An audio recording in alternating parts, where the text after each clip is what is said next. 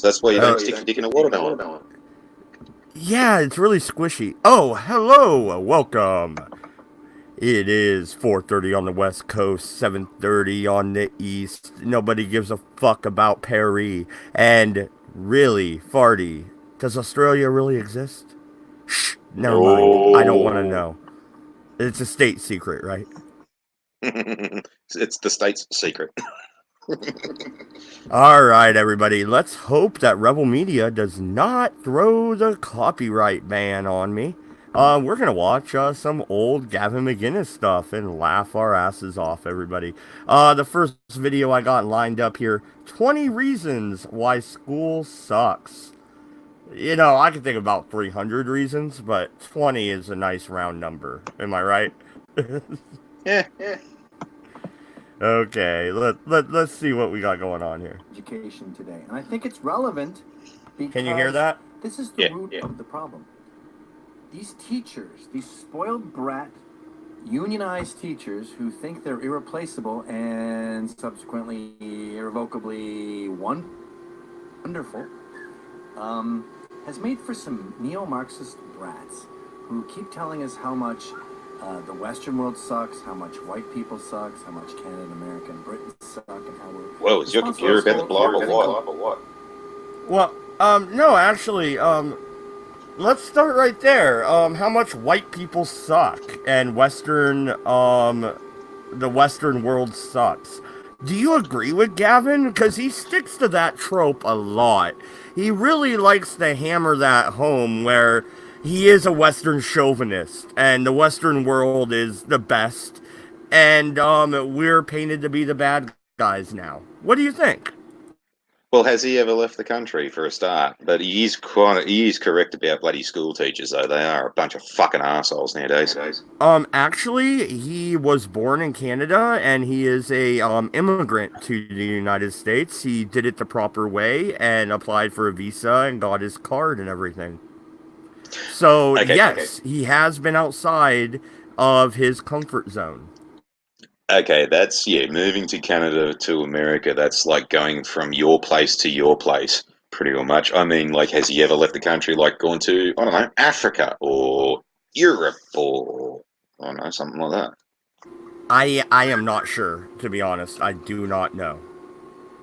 Because I think he will find that he doesn't know what he's fucking talking about if he does.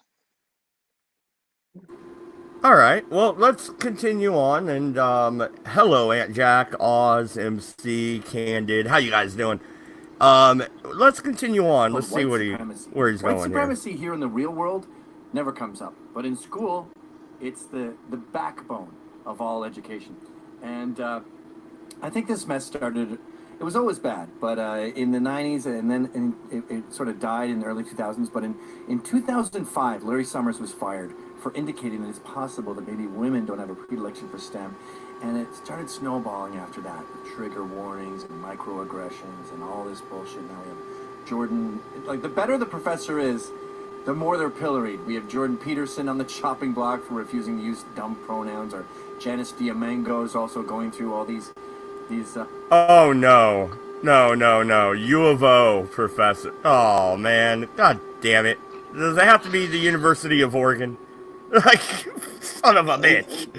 Well, Jordan Peterson is right. I mean, like, fucking 40 years ago, if you bung this fucking bullshit on, you'd have a whole bunch of World War One and World War Two vets go, grow the fuck up, child. You know? And now we can't even fucking do that. You might have their little feelings. It's like, everybody who's my age, why don't you fucking grow up? Stop these little shits from fucking co-opting your world. He's kind of right about that. Yeah, well, no, and I happen to think Gavin is fucking hilarious, which is why we're watching Gavin videos today, because I've been binge watching them since last night, and I was like, fuck it, I'm gonna make a show out of this. So thank you, Gavin. What do you call them, tribunals, where she ends up having to pay a fine or something because she's violated the Marxist orthodoxy. And I think it's actually good news in a way, because the biggest problem with having kids, the only real cost was always college. Now that they've made college totally and utterly useless, then it's cheap to have kids. Don't send your kids to school. Now, Oh, wait. Oh, okay. All right, all right, all right. Yeah, yeah. No, I like that. You know, because now college is totally fucking useless. So, hey, you know, my 1900 kids, they're cheap. But I like it how he glosses over the fact that fucking like social comment or social engineers and stuff like that have done the workings out, and it's like, oh, what is it? It's well over $20,000 a year just to raise a child. Yes, MC, you're right. I'll pop that up on the screen. Yeah, kids cost much more than just college. You're right. You Mm. know, nobody told me this. You have to feed the little shits. You know? Yeah, you gotta kind of clothe them, and you gotta sometimes take them to a doctor when they get ill and buy 'em medicine and yeah, other shit like that. I know it's ridiculous. Like you can't just go hunt. What the hell? I Here's a mean, pointy stick. all of these people who want to carry on that, like, anti-abortion because, life starts in the womb and all this kind of shit. Well, why can't they fucking pay for themselves when they're born then, huh? If that's your attitude. Hey, I'm actually anti-abortion, so fuck you, asshole. Oh, go get your kids out working then. Go on. Off you go. Yeah, fair enough. Pointy sticks all around. No. All right, all right. it's not just college I want to talk about today. This goes down to K through 5 as an issue. But just to avoid the allegation of this being anecdotal evidence, I'm going to give you 20 examples of Western education, mostly American here. I'd say it's 95% American.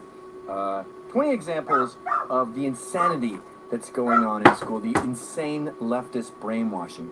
And the reason I got this list together, I started telling my viewers to send me screen grabs of their classrooms, of their bulletin boards, of their classes, and put education in the subject, and I'll compile them all. So here's my 20 favorite ones. Not all of them were submitted, but let's start with this one that doesn't have a link.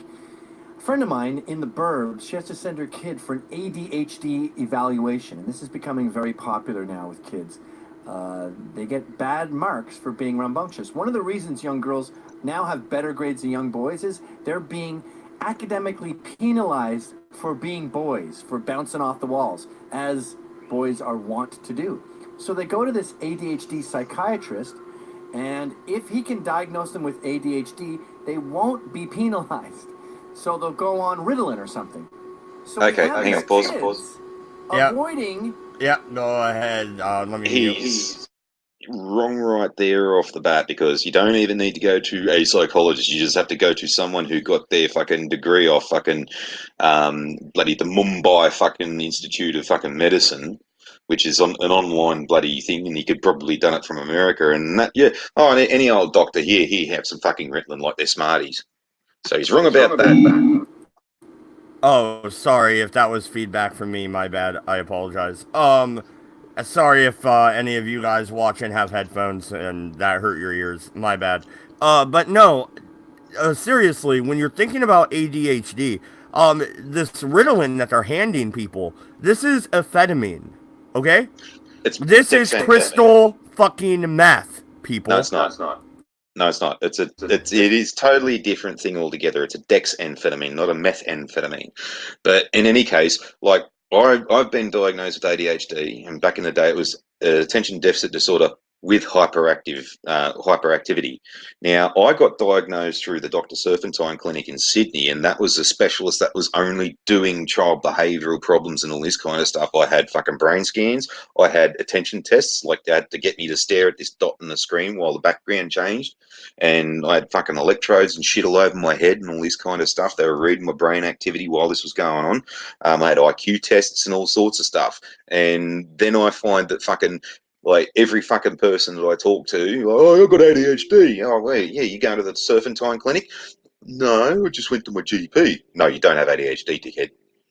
Stop drinking. Okay, you know what, dude? I'll tell you straight up, dude. I was an idiot when I was in my when I was like 19 and early 20s, and I was doing dope. Okay, So I've done Crystal and I've done Ritalin and Adderall. And amphetamine salts made me chase my tail much more than the illegal drug. Okay? It gets you 10 times fucking higher, and it's a useless high. You're not even cleaning the house. You don't know what to fucking do. Like, Yeah, you're just fucking out of your goddamn mind, dude. This shit no. is not How many? okay to hand How to many our did you children. have? Oh, too many, dude. I took like 5 of them, and they were pure amphetamine salts. Right. Now, like that's amphetamine salts. It's nothing. That's not fucking. That is totally different to fucking Ritalin. But like, yeah, the highest dosage of Ritalin I was on was at 3.5 tablets a day, or every 3 times a day, or some fucking shit like that. I hated fucking taking it because it just tasted feral. But no, when it's properly dosed out, yeah. Like I've even heard of like there was an instance where I was sitting on a army radio one night and fucking listening to a whole bunch of cadets fucking talking, and apparently one of them came in, wanted the provos to come out because like they'd found that one of their members had had a whole handful of dexamphetamine. I just jumped on saying, yeah, give him half now. He'd be just really well behaved. I don't know, man. I'm telling you, I was way higher with the legal stuff than the illegal. Yeah, That's a personal experience. Did you take anything else with it though? I was drinking beer. Well, yeah, that'll do it. It does affect your alcohol intake. $2 super chat from Penoid here. Why aren't you covering the groypers? I don't know what you're referring to, actually. Do you know what he's talking about? Yeah, because we're not in fucking Narnia, that's why. Narnia kidding. I do thank you for the super chat. He was cutting the illegal stuff. No, MC. No. God damn it. Shut up. Losing marks by taking medication, and they can just sit in class like zombies. Boys, sit there like zombies, like a Pink Floyd video. Education for K through 5 has become a heavy metal apocalyptic video about brainwashing.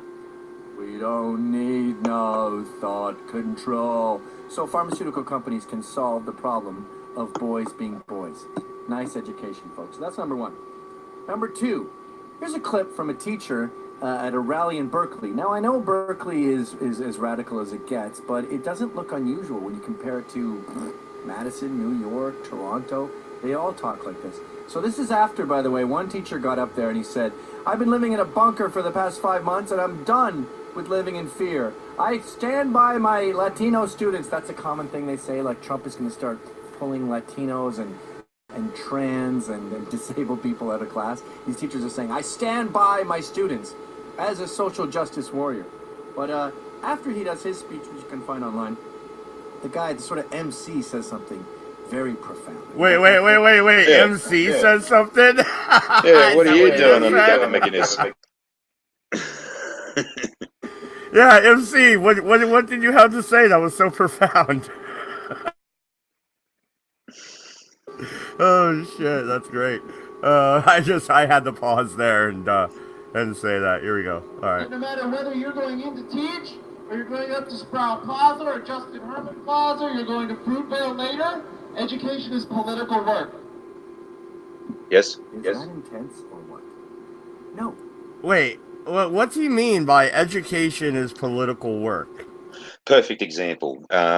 Every teacher in Australia becomes a card-carrying member of the Labor Party when they fucking basically leave college and shit. You basically have to be a member of the Labor Party to get a job as a school teacher, and with that comes the communist rhetoric of fucking the welfare state and all this kind of stuff, and then they pump fucking kids' heads full of bullshit, like with that fucking Greta Thunder cunt, whatever her name is. How dare you? How dare you? So we get these instances like we've had over the last few months where kids are taking time off school, which just happens to be a Friday, so the teachers get a long weekend, and we're still paying for them to fucking not be at school teaching these little cunts. And they've taught these fucking idiots that, if you want to cut down the amount of carbon, instead of sitting in school and learning and shutting the fuck up like you should be, let's go out into the street and yell and rant and scream and carry on and create more carbon. Yay! And then when you bring this up to those dumb little shits, you go, hey, you know know every time you're yelling you're breathing out more carbon. Yeah. You want to stop carbon? Fucking choke yourself. And this is the response that they've got to that. Yay! There you go. Yeah, real quick. Yeah, we got a $5 super chat from Penoid. Dude, there's a war against Conservative Inc. by the Grofer Nation. They got in on Dan Crenshaw today. You need to cover this. Forget Gavin. Can you do me a favor and Google Dan Crenshaw and see what he's talking about for me? Farty, I have too many tabs open already, or I would do it myself. Thank you, man. We're gonna take a look at that, Penoid. Thank you very much. I am gonna hit play on Gavin here while Farty looks that up, though. Education is the opposite of political work. When you're talking about the Civil War, I want you to give my children both sides of the argument. You can be very biased when you tell the southern side and very biased when you tell the northern side if you insist on being subjective. But I want both sides of subjectivity. I don't want it to be political work for you. You're supposed to be like a journalist. An ideal journalist follows a hypothesis, and then when the data contradicts that, he goes off and follows it over there. That's what teachers should do. They should just give you the data, and it's up to you. You're not a social justice warrior, or at least you're not supposed to be. But here's 18 more examples. Number 3, here's some footage a kid sent me of one of his teachers recruiting for BAM. BAM is, by any means necessary, a very radical left-wing group that's up there with Antifa and BLM, and it's run by Yvette Falarka, who is also a teacher. Always teachers involved in this stuff, because if we lose this neo-Marxism in America, they're out of a job. But check out this radical classroom. It should be right in the middle, actually. This might be tough to find, John. But let's start with anywhere. And these kids are sending me things with their iPhones where they're sort of, half the time they're filming the ceiling, and half the time they're filming their foot. But, yeah, that's it. Let's hear that. Schools like Oakland Tech, I think, are relatively safe from ICE actually stepping on because this is an organized student body. And all the more reason why you've got to, attack what is left of this policy, which is these silent deportations, which is the way to drive out the DACA students. Okay, you catch what's going on here? Can you just pause it? First of all, what's this weird, rainbow here? There seems to be a strange gay agenda. That teacher's clearly gay. He's saying that Trump is going to rip Latino students out of the classroom. No, I gotta pause that. Okay. That teacher is clearly gay. What the fuck, Gavin?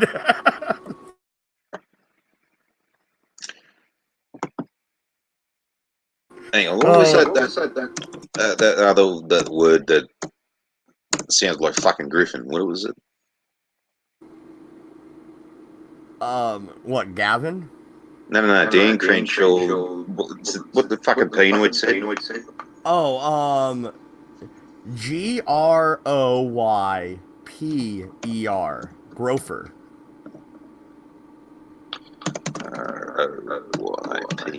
Groyper. And Oz says he had a social studies teacher who drank whiskey in class. Actually, no, dude. We had a music teacher that was doing the same thing, and it really sucked.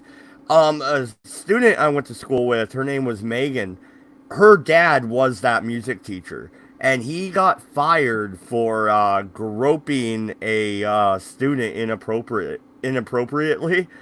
And, she had to keep going to that school after he got fired.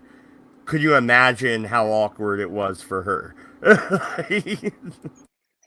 Evil Zoe Klops, Dan Crenshaw, stages fake Q&A. Only 2 groypers allowed through.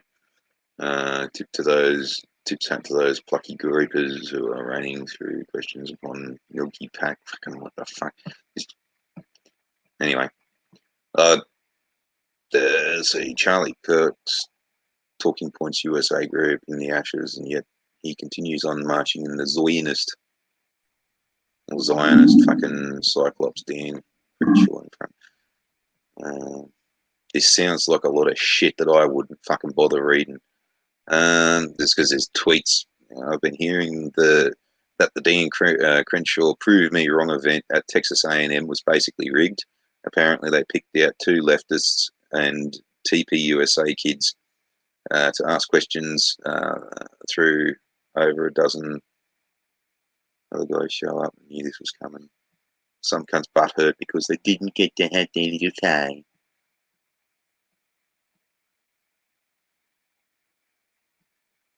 Well, okay, so it's kind of a nothing burger.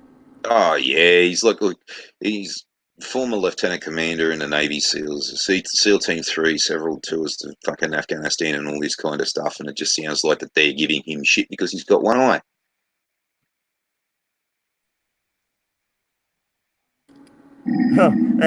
and Oz says, "Is there an appropriate way to grope a student?" There's this one film. Never mind. Yes, there is actually. Yes, but you can only do it in a Catholic school.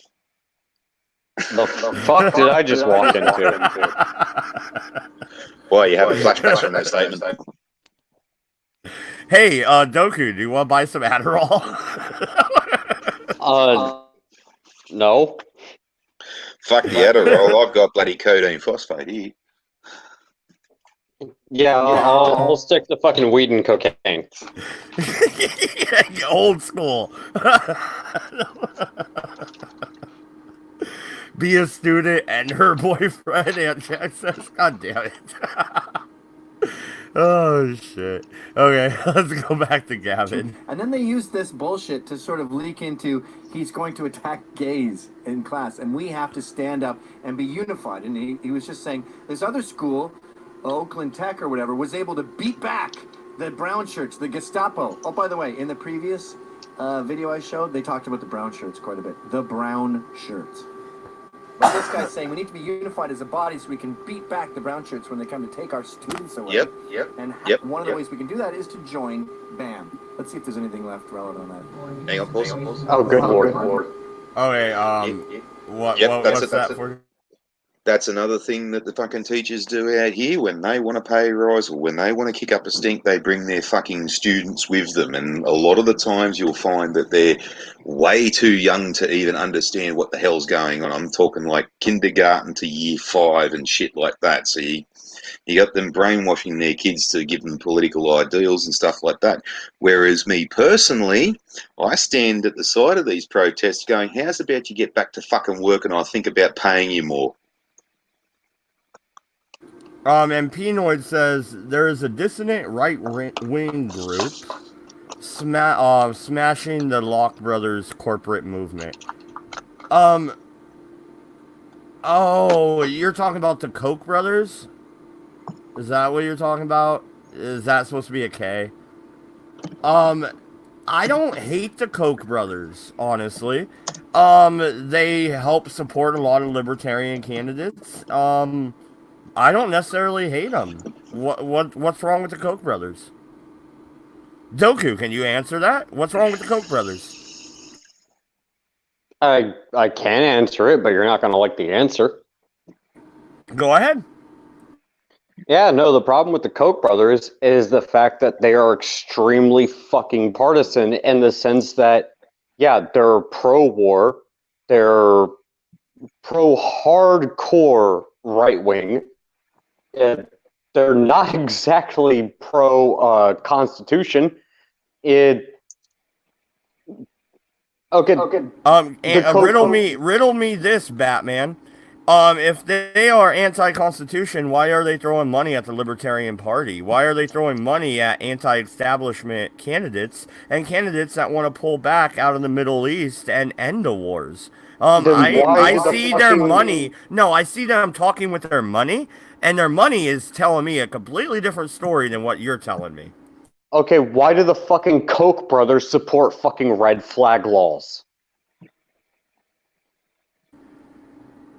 If you're a libertarian, answer me this.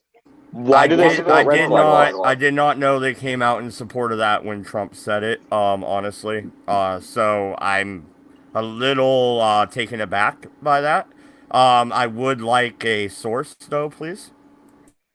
There was a Fox News article. I will find it if necessary, but no, I don't know if it was both of them, but I know one of them came out in support of Trump post Parkland, who said he supported red flag laws, and also some random bullshit about fucking violent video games, which is garbage.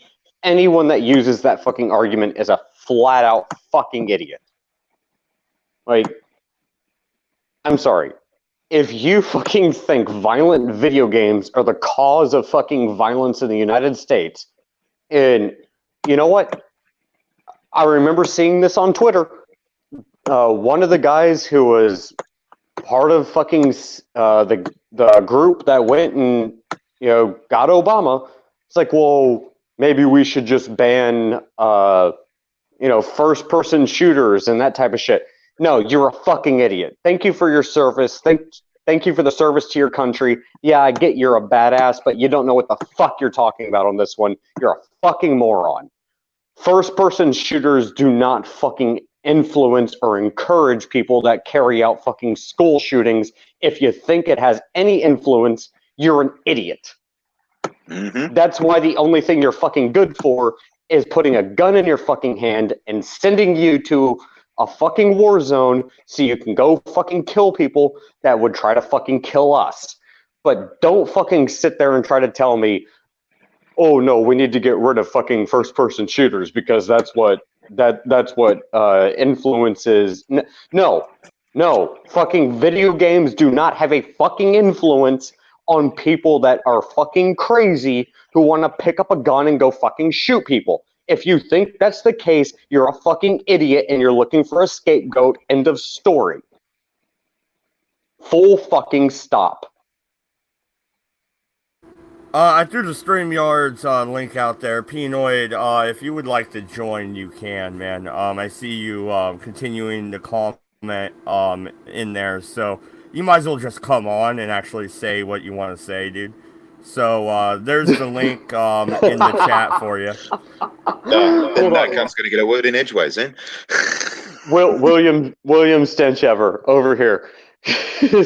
Gavin's best video is how to beat up a baby. Oh, dude, I think I saw that. No, that is a thing. Yeah. Damn. All right, we're just going straight for the bottom of the fucking barrel, aren't we? Hey, dude, Gavin's hilarious, man. That's why I was like, you know what? Fuck it. I'm going to watch some Gavin Mclinnes videos with you guys, and we're going to have some fun. So, yeah, let's get back to it. People before the arrest happens, so that we can make Parkland ready. So yeah, there's the other paper that you see says if you see ICD Malika, don't walk on by. It's a set of concrete things to do. Whose dog's that? Whose dog's that? Just stop. That's enough of that one.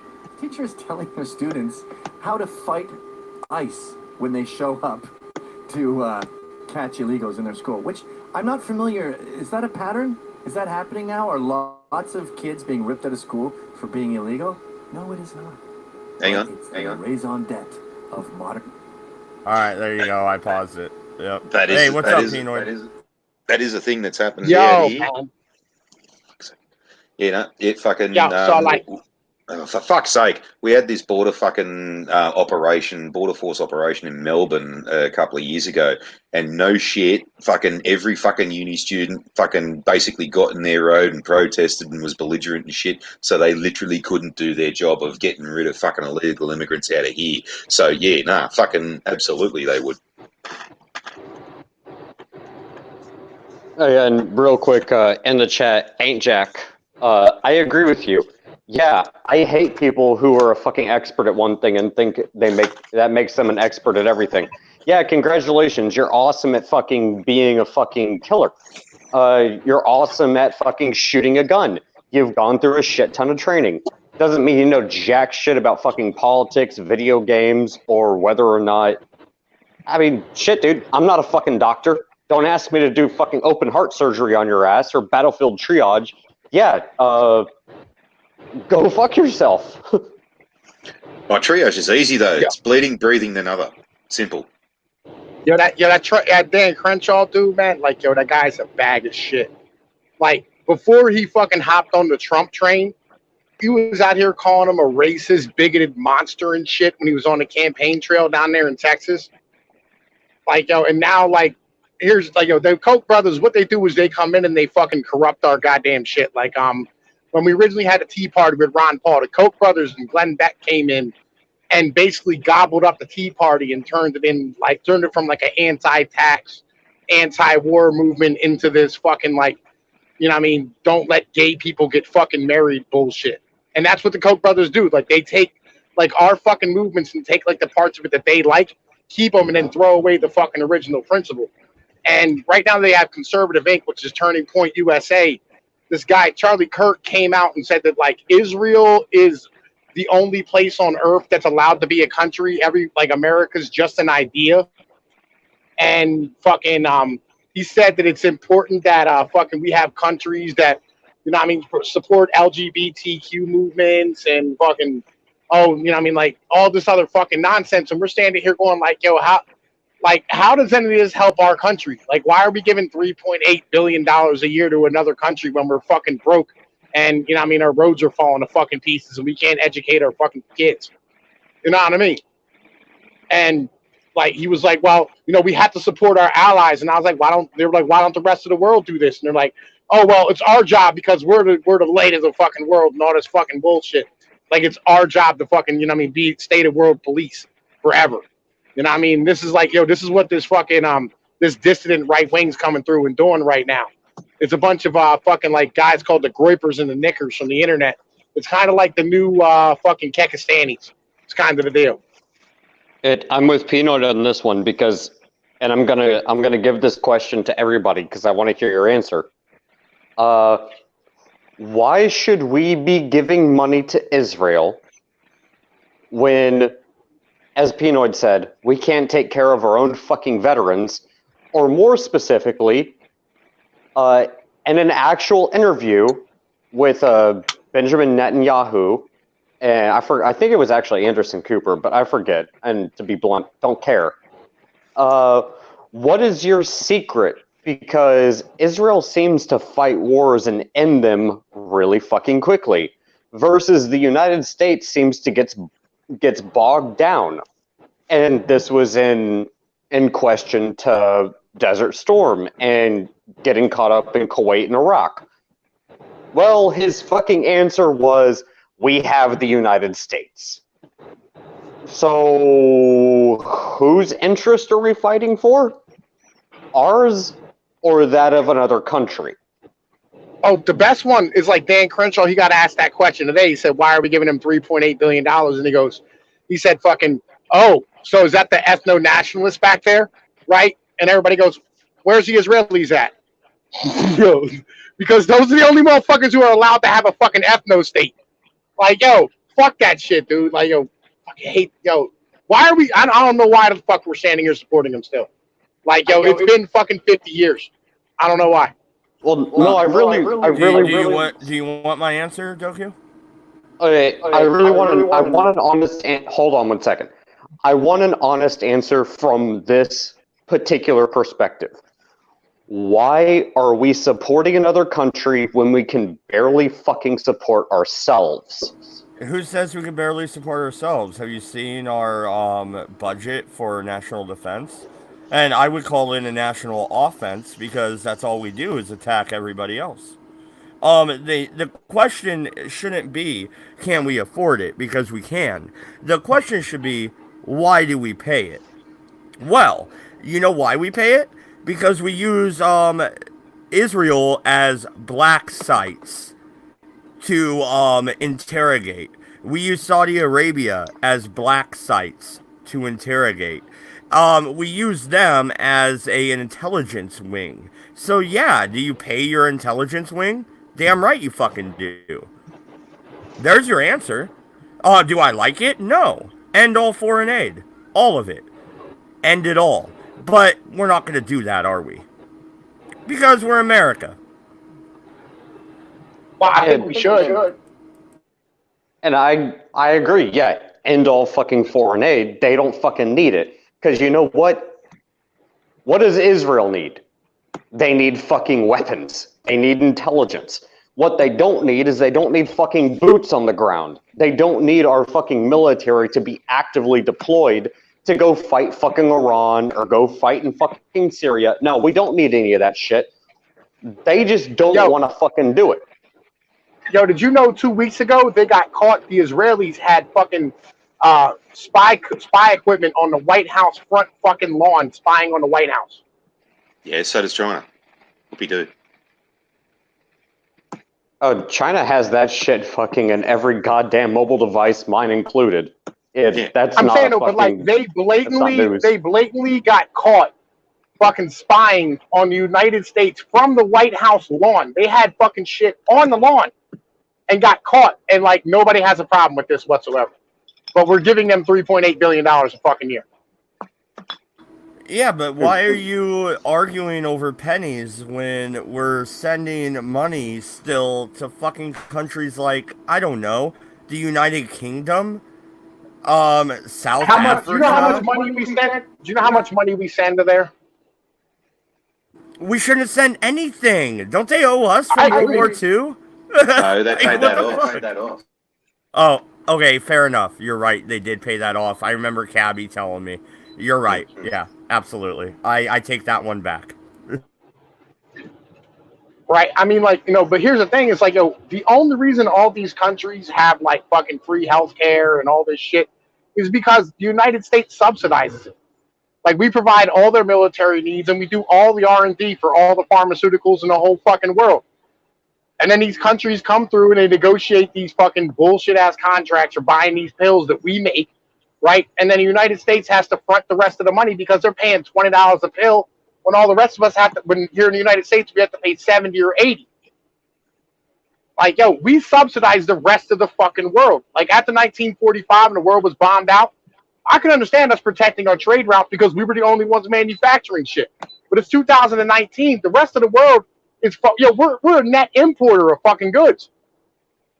Like, other people should be helping to fucking stand here, you know what I mean, and like, fucking protect this shit, and not just us. That's what all this shit's really about. Like, we're not the world police, and we shouldn't be. Like, fuck that. If we are, we need to get paid. We shouldn't be paying them. They should be paying us. No, we're the world consumer. And also, real quick, I want to address the chat. Candid. No, Israel is not fucking necessary to any part of our economy. The only thing that they do is one thing and one thing only. That's to stabilize the Middle East using our fucking military so that the United States petrodollar, stands as the fucking reserve currency. And the Israel does not fucking stabilize the United States. It stabilizes the fucking dollar so that Saudi Arabia can continue to fucking produce oil, and it keeps the fucking petrodollar reserve currency standard going. And that's why Iran is enemy number fucking one. You want to know why fucking Syria and Russia are a fucking threat? It's because Russia wanted to build a fucking pipeline either through Iran and Syria going into the Persian Gulf, or they were going to do it through Ukraine, and then they would be able to challenge us. The same way that China wanted to fucking have their own currency where oil could be traded not using the dollar. That's what it all fucking boils down to. Okay, well, I have a simple question for you. And I don't even know the answer, honestly, because my libertarian values tell me that it's a bad idea. But do you think Pax Americana is a good thing? No. It's not. No. Why not? It's brought peace into the modern times. No, Just like it did to the weapons Roman have brought world, peace. just like Pax Romana was a good thing for Rome. No, nuclear weapons brought peace to the world because, like, you can't actually have a real ground war anymore like you had in World War II with these fucking weapons, because somebody would eventually start losing to the point where they just let one off the chain.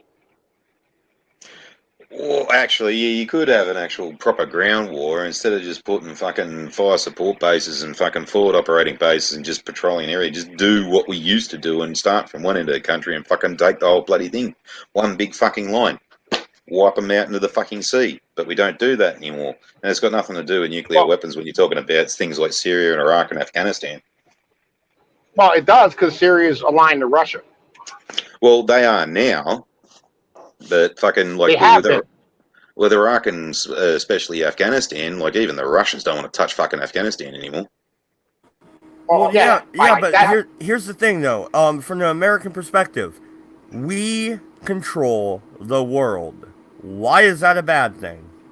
Now, to me, it's a bad thing because it's an overreach of our strength, and entangling alliances will be our downfall. George Washington prophesized that, and I agree with him. And I'm a Jeffersonian, so I don't want this big government. That's my reasons. But overall, we are the biggest bully on the block, and there's nobody left to knock us out. Why is that bad? Well, there is a way that we can fight back. I mean, like, you know, if you guys, with your political system and all that kind of stuff, you have your infight and your backbite and nothing gets done, well, we'll just sit back and fucking not deal with you until the next bloke comes in. Yeah, but, like, the problem is how much does it cost the American people, right? Yeah. Because you're talking about between Social Security and Medicare, it takes up 100% of United States federal tax receipts at this point. So, like, the other $900 billion you need to continue to fucking, have these forward operating bases and the aircraft carriers and the fucking, all the guns and weapons and ammo and shit, right? All that shit, we don't have any money for it. We have to borrow. And the more money you borrow, the more it costs because of fucking inflation. Mm-hmm. So it's eventually, like, 10 years, like, we won't be able to afford a military anymore to keep doing this. That's why we can't keep doing it. It's kind of the deal. That's exactly where I reckon all of this insurgency bullshit's going. They're trying to fucking put you out on too much of a larger front and all this kind of stuff and basically send you like the same thing as Russia during the 80s. Yeah. It's the same exact shit. And this is why, like I said, like, the reason why we have peace right now is because of nuclear weapons. Like, we can't just wipe countries like Turkey or Syria off the map because, well, you'll end up having to deal with countries like Russia or, Turkey who has nuclear weapons, or India or Pakistan, right? And these countries, like, it kind of keeps everybody honest as far as being able to have traditional ground wars. Like, we're operating bases out of Africa to just go in and do black ops and snatch bodies in the middle of the night. Like, that's the vast majority of what our military does at this point. Well, you almost did have a fucking a full-on fucking kick-off with bloody Russia over Syria. If fucking Hillary got in, first thing she wanted to do was fucking put a no-fly zone over bloody Syria. And, well, the Russians are there. They were invited by the sovereign government that's in power at the time, that's recognised by most of the world. And fucking by doing that no-fly zone bullshit would have required you shooting down Russian aircraft, which would have been a declaration of war. And that would have been World War bloody III. And you're fucking lucky she didn't get in.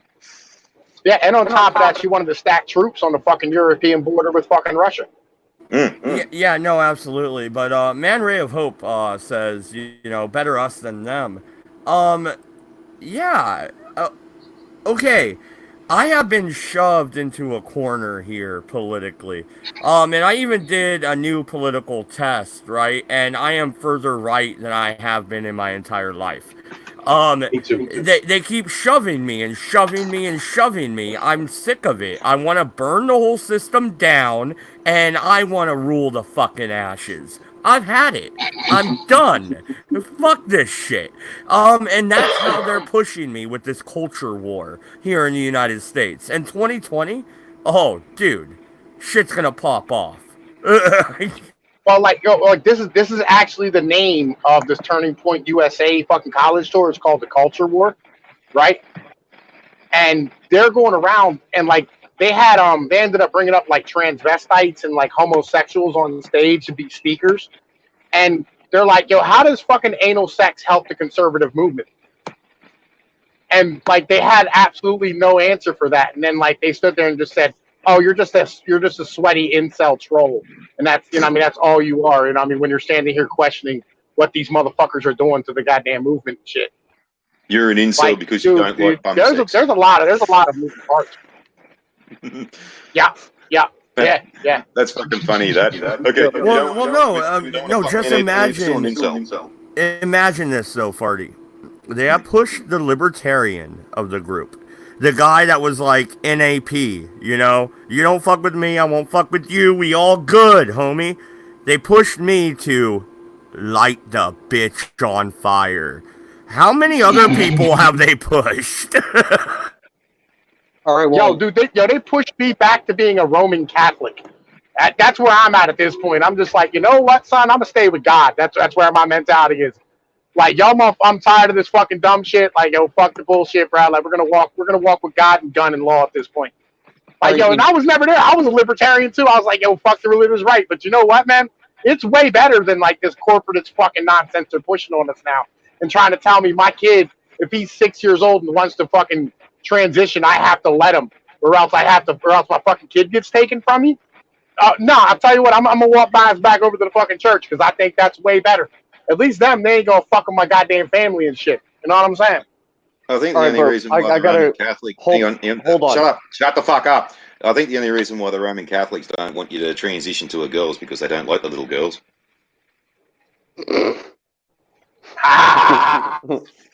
Okay, go ahead, Doku.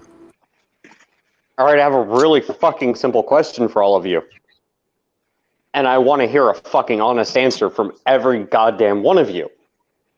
When the flying fuck did what you stick your dick into become a fucking political issue? Because last I checked, separation of church and state. So why the fuck is, I don't care if you're pro-gay marriage or against it, why the fuck is that a political issue, and why is that something I even need to be voting about? Because I'm more concerned about the fucking economics and the fucking state of my country, not what you choose to fucking put your dick into. It's not supposed to be a fucking political issue. It's supposed to be fucking societal. Why is it fucking political at this point? I can tell you why right now. It's really simple. Ready? It's very simple. Transgender fucking breakfast, transgender stripper breakfast fucking dancing book reading parties for children. You're not wrong, but I hate the fact that, oh, well, equal rights for everyone. Let's fucking appeal to the fucking LGBTQ plus androgynous, whatever the fuck it is, flying fucking spaghetti monster, fucking bullshit sect of society.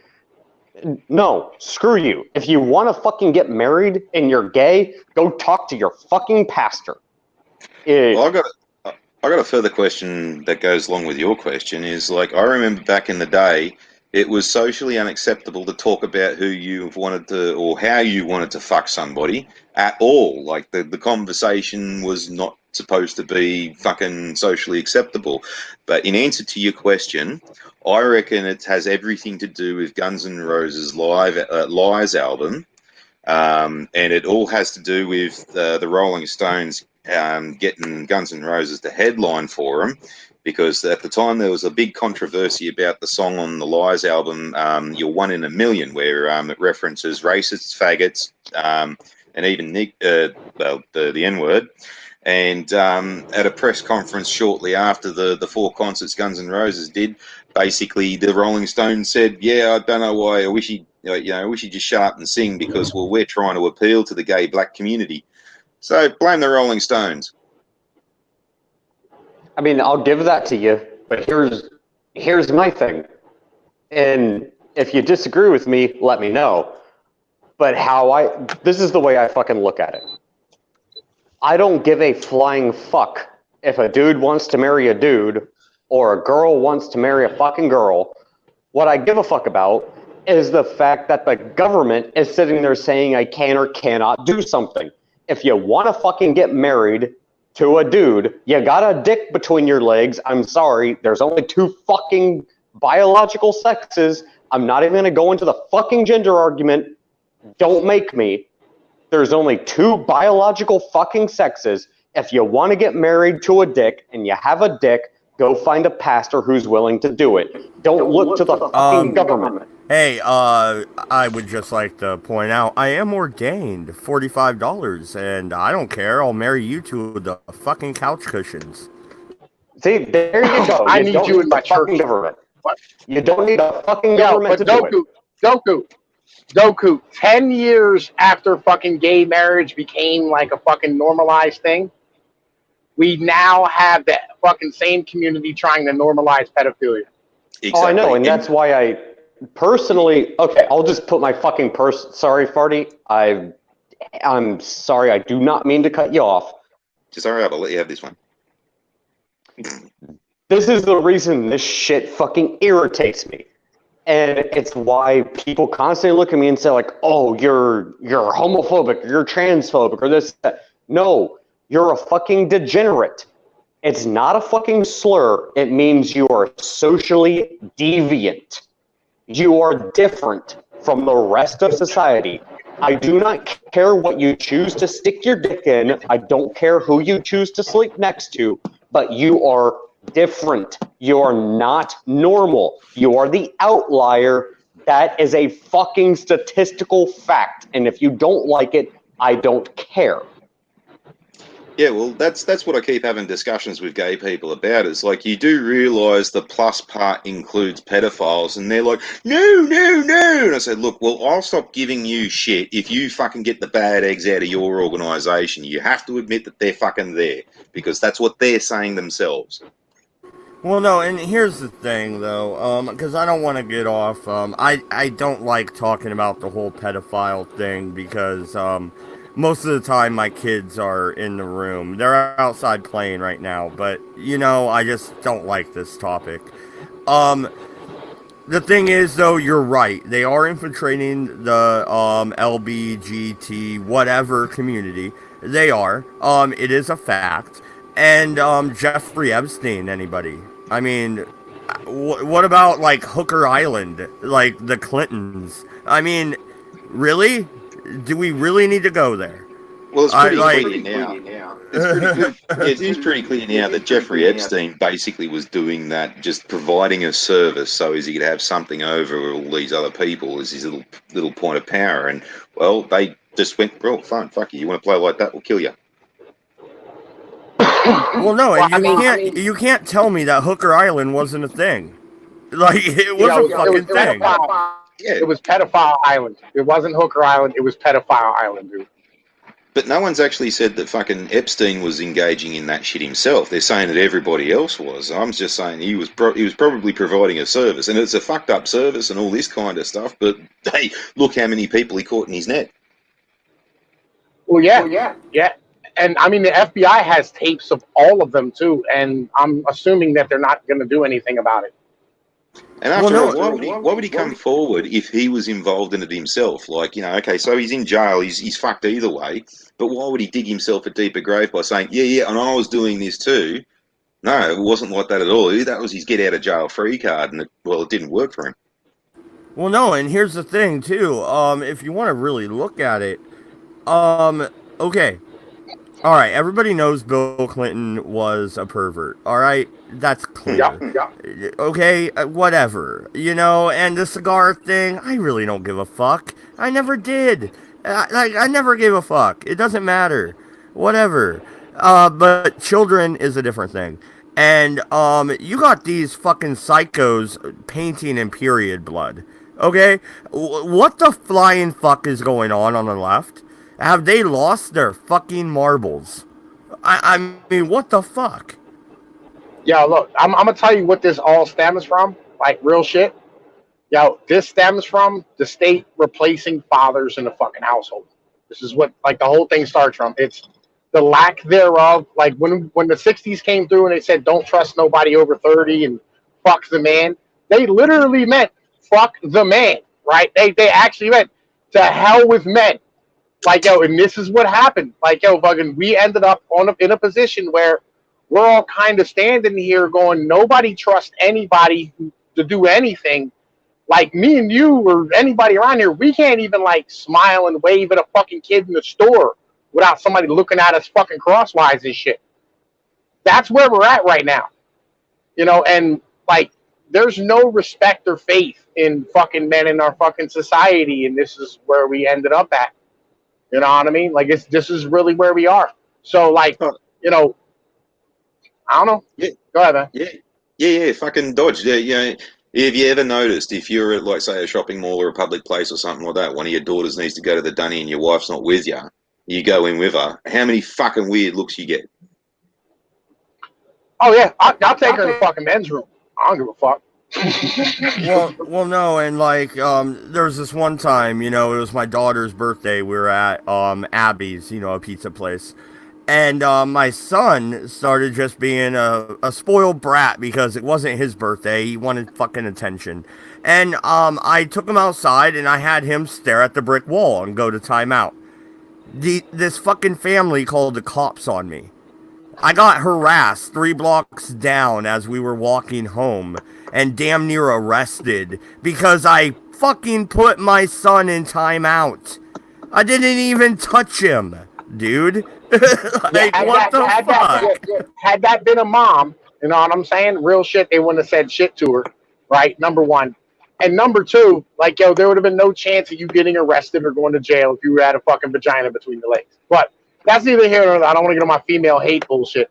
But the reality is that we no longer trust the men in our fucking society. And, like, I heard somebody actually one time put it, like, it goes back to nuclear weapons again, because you don't really have a need for a conventional soldier because we can destroy the world with our weapons. Like, the government has kind of put men out of business as an in general thing. Especially now you said got, that. yeah, especially now you got females running drones and shit like that. Well, not just as, like, yo, in having the fact that you can destroy the world with the fucking nuclear missile. What the fuck's the point in having conventional soldiers? Yeah.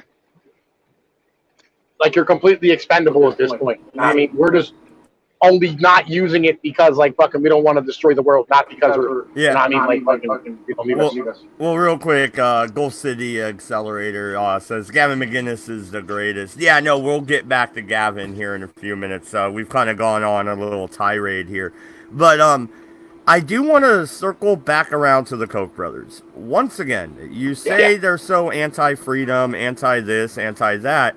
Why exactly are they donating to libertarian candidates then? Okay, it's really simple. Low taxes, low regulations. Okay, so it's because of economic policy. That makes sense. I can low accept taxes, low taxes, low regulations. Like, they vote for shit that they spend money on shit they want, right? So, like, the Koch brothers, you know, they'll stand here and, like, when the Tea Party movement came through, like, people were trying to tear down the government and shit, the Koch brothers came through and kind of just stole the whole fucking movement and bastardized it and turned it into, like, this Glenn Beck thing that was completely, like, they ended up making a fuck ton of money off of with, like, speaking tours and all this other fucking shit. You know, this is what they do, just like with a Turning Point USA thing. You know, I mean, they're heavily invested in fucking military technology. So, like, you know, they're pro Middle East wars, pro fucking whatchamacallit. That's why, like, almost everybody they have on is a fucking veteran. You know what I mean? Because they don't want you not to be a fucking war, but they don't want to take care of the veterans who are sleeping in the street. Well, it's because the Koch brothers are anarcho-capitalists. They want minimal regulations. And they want big business. Specifically, they want big corporation, international corporation business, and they want as little regulation on it as possible because that's how they fucking make money. You want to know the other thing they fucking support?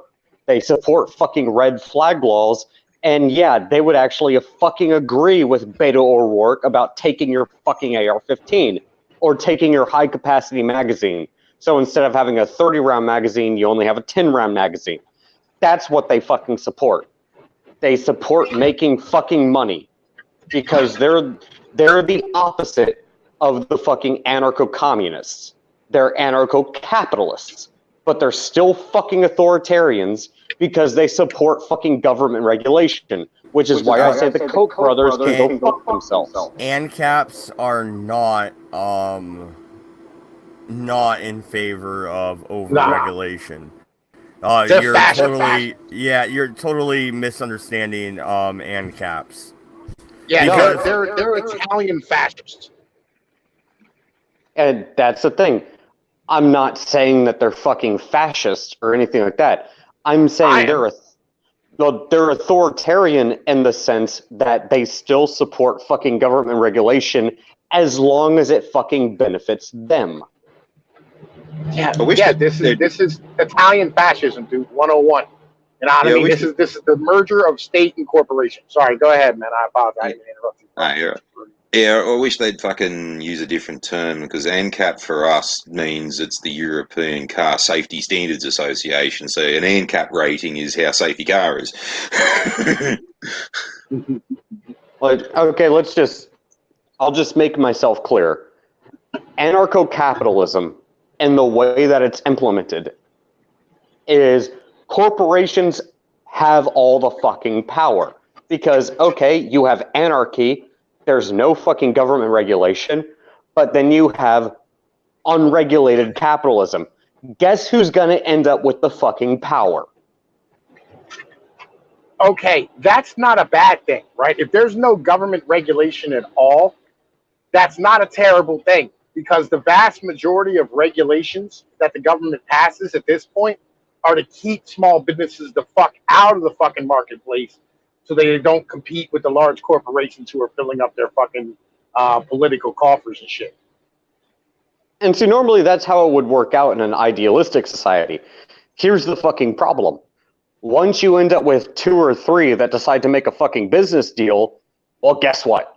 You end up with fucking Walmart, Target, and whoever the fuck decides to actually get into the fucking back door. So, well, this is what they already did. You know, I mean, they paid to stand here and make it so difficult for you to be able to compete with them through the fucking regulations, right? Like, say if you want to open up, like, I don't know, like a bullshit car lot or something, right? You have to have fucking ground tests, EPA tests, a certain amount of pavement, the concrete has to be so thick, handicap ramps, handicapped accessibility, fucking a sprinkler system, a fucking separate motherfucking bathroom inside of your place for different individuals. You have to make sure that your lighting's all GCFI, right? You have to have the safety and code standards. You have to make sure that you're fucking properly up to date on all your fucking taxes, regulations, workers' comp, and fucking. And like, yo, all these regulations are completely unnecessary for somebody starting a small business by themselves in their backyard. But it doesn't matter, because that's what keeps you fucking from competing to become a fucking car dealer, to keep you away from the car dealership. Same with like a fucking grocery store or whatever trying to compete with Walmart. Same type of deal. If you weren't already in business, that's why, like, you haven't seen a small grocery store open up ever. In my lifetimes, we've never seen a new grocery store open up after Walmart did, because you can't compete with Walmart once Walmart comes to fucking town. And on top of that, the regulations will stop you from being able to do so. It's that simple. And that's the reason that NCAPs are completely fucking full of shit, the same way the NCOMs are completely full of shit. That's not ANCAP, dude. That is not ANCAP at all. ANCAP wants no regulations whatsoever, which would be better than the situation we're in right now. What this is here, this is fascism. This is corporate fascism. All right? Corporations are buying off politicians to pay them to do their fucking bidding to keep their competitors out of the market. That's corporate fascism. That is not anarcho-capitalism. Pinoy, let me finish. I'm not talking about the theology of ANCAPs. I'm talking about the implementation. The same reason that fucking communism is fucking bullshit. Because you're going to end up Mad Dodge, help me out, nigga. Mad Dodge, help me out here, bro. No, and I'm just sitting here, I'm a little flabbergasted, actually. That's right, I pulled out flabbergasted. Yeah, eat your heart out. No, the thing is, though, Doku, you're talking about me. I'm an ANCAP. Am I batshit insane? Can I fucking finish what I was actually going to fucking say? No. No. Well, fuck you. I don't care. So no, here's the fucking problem. XXL's ANCAP, right? No. But I'm trying to tell you, this is not how ANCAPs are instituted at all. No, I know, and I'm trying to fucking get to that.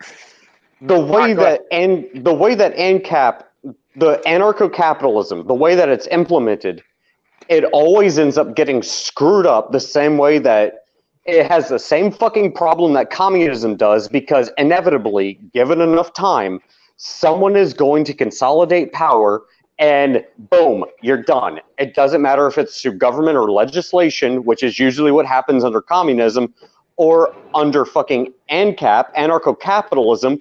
Well, it depends on who has the most fucking money. Either way, you're fucking screwed.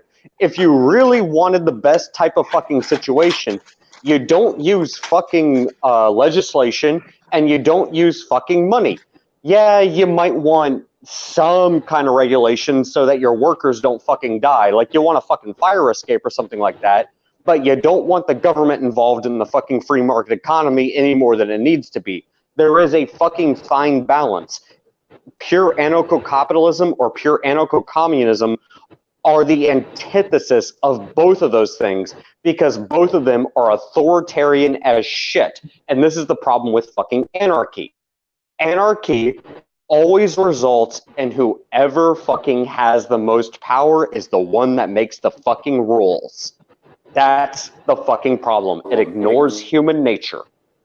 All right, Okay. you want to see anarcho-capitalism at its end? Go watch The Quick and the Dead.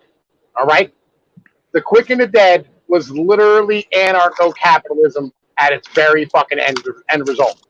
It was one guy in town accumulated the most amount of wealth and held all the money for the water and fucking taxes and controlled the town and owned all the fucking buildings and charged exorbitant rents. You know what I mean? That is anarcho-capitalism at its fucking finest. Well, and that's There the you thing. Tell me, yeah, and that's the thing. Tell me I'm wrong. If you want to go with anarcho-communism, the government is the one that ends up with the power because they control the legislature. If you want to go with anarcho-capitalism in its truest form, eventually whoever has the most money is the one that ends up with the ultimate power. There is a balance between the two. What we have now is corporate fascism. Well, no, Doku, please read the screen.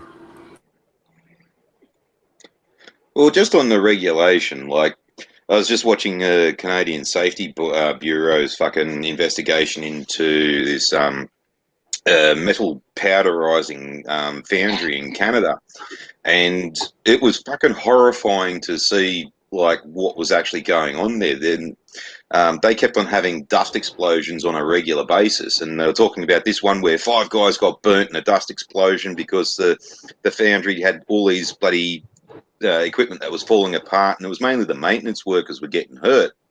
And like dust explosions, like coming from as a firefighter, it's like it's a no-brainer. Like, just fucking Jesus Christ, how did it get that bad?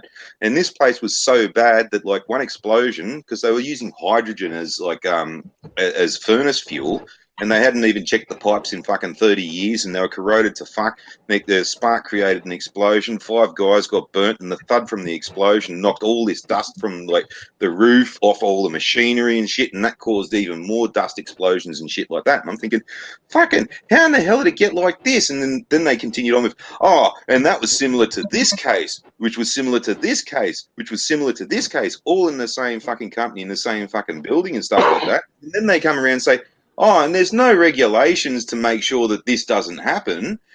There's not even an international standard that states that, like, you know, general housekeeping and fucking you got to clear up the dust and all this kind of stuff. And, like, what the fuck? And, like, several people died over this. Like, no shit, fucking, like, burnt to fucking... The government's not the answer for that, though. Well, in some cases, yeah, because, well, the whole point was that this foundry couldn't give a flying fuck. They just let the place rot pretty or much, because who cares what gets hurt? It's not like we're going to get fined for, you know, having an unsafe workplace. And then they did finally pull in some form of legislation that stated that they had to keep up their housekeeping and all this kind of stuff just as a basic general prevention, because that's how easy it is to avoid. No, the answer to that is unions. Oh, And also, fuck real quick, the unions. and Fuck also- the boo. No. This is what? Yo, look, this is how the free market works. Like, all right, so when I was working at the pipe mill and we had conditions that like guys were working in 220-degree fucking ovens all day long, right? Inside of these sheds that were painting, that were putting this coating on these pipes. Yeah, so what? Dude, I worked next to a hang on. fucking oven doing vacuum forming, dude. It was my goddamn job. I got paid $13 an hour to do it. Like, Okay, all right, look, shut up a minute. Hang on. You're No, these guys were drinking like 6 gallons of water in a day and not pissing. All right, this is how dehydrated and fucked up they were. We walked off the job until they fucking fixed shit and made shit better for the fucking workers. You use unions for this type of shit instead of going with federal regulations, because to be honest with you, like most of the time they end up just paying off the fucking OSHA people. Well, we have OSHA here. It's a fucking Occupational Safety and Health Administration. Right? Yeah, You just pay them the fuck off. Yeah, no, we have OSHA too, dude. And I was running the CNC machine, and the boss literally had me up on the table as it's moving towards the bit. And then the other boss came in and distracted me, and my foot got stuck. I damn near got sucked into this fucking machine, dude. And like OSHA didn't give a fuck. They would shut the plant down when OSHA came through. They would just shut the whole fucking plant. Every time OSHA came through, they would shut it down, and everybody would go home. And right, and then like they I can't expect anything. want to address the chat, because Gulf City. No, I know exactly what the fuck I'm talking about, because anarcho-capitalism is the same fucking utopian bullshit as anarcho-communism, because you're gonna end up with the same fucking problem. No, it's not. No, it's fucking not. Anarcho-communism is a goddamn laughing stock. It's a joke. It's a meme, you cunts. It's not real. Anarcho-capitalism is. There is a real end game here, sir. How about we, I don't know, go back to the gold standard? How about we open up our markets? How about we have free fucking trade? And by free trade, I mean free goddamn trade without fucking government regulation, sir. Yeah, what's your problem? And you're wrong, because it's gonna end up with a fucking problem. And this is the problem's you namby-pamby. The problem is this. If you go to any extreme of the anarchistic system, it's either going to be legislation that is going to tell you what you can or can't do. That's usually what anarcho-capitalism ends up, or anarcho-communism ends up with. Or with anarcho-communism, it ends up with the person with the most fucking money is going to be the one that tells you what you can or cannot fucking do. I don't know about you, but to me, the American dream has always been to get fucking rich and be that asshole on the hill. Let me ask you a fucking question then. Let's go with the anarcho-capitalist system.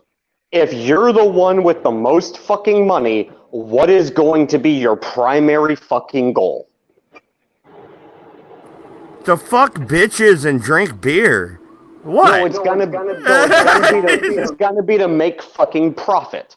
So whoever has the most fucking money. No, I already made the profit. You already determined that I made the profit. So my new goal is to fuck bitches and drink beer. What's wrong with that? So unless you're a benevolent fucking saint, hold on, Pinoid. Unless you're a benevolent fucking saint, the one with the most money is the one that fucking controls everything. It doesn't matter about the fucking government. Right. Doku's right about what he's saying, right? Like, he's not wrong at all. Like, when you have anarcho-capitalism, you're going to end up just having, like, one dude being in charge, and that dude is going to be the most driven dude, most ambitious dude, and he's going to be the most disagreeable dude as well. He's going to end up standing here, not just trying to make more profit, but protect his profit. And the only way he's going to be able to do that is stand here and, like, squash anybody around him who has a chance of taking that profit from him. Well, that's it's gonna end up in a very bad way. All right, you read Machiavelli, and he'll tell you all about this shit. Fucking, like, this is how it operates.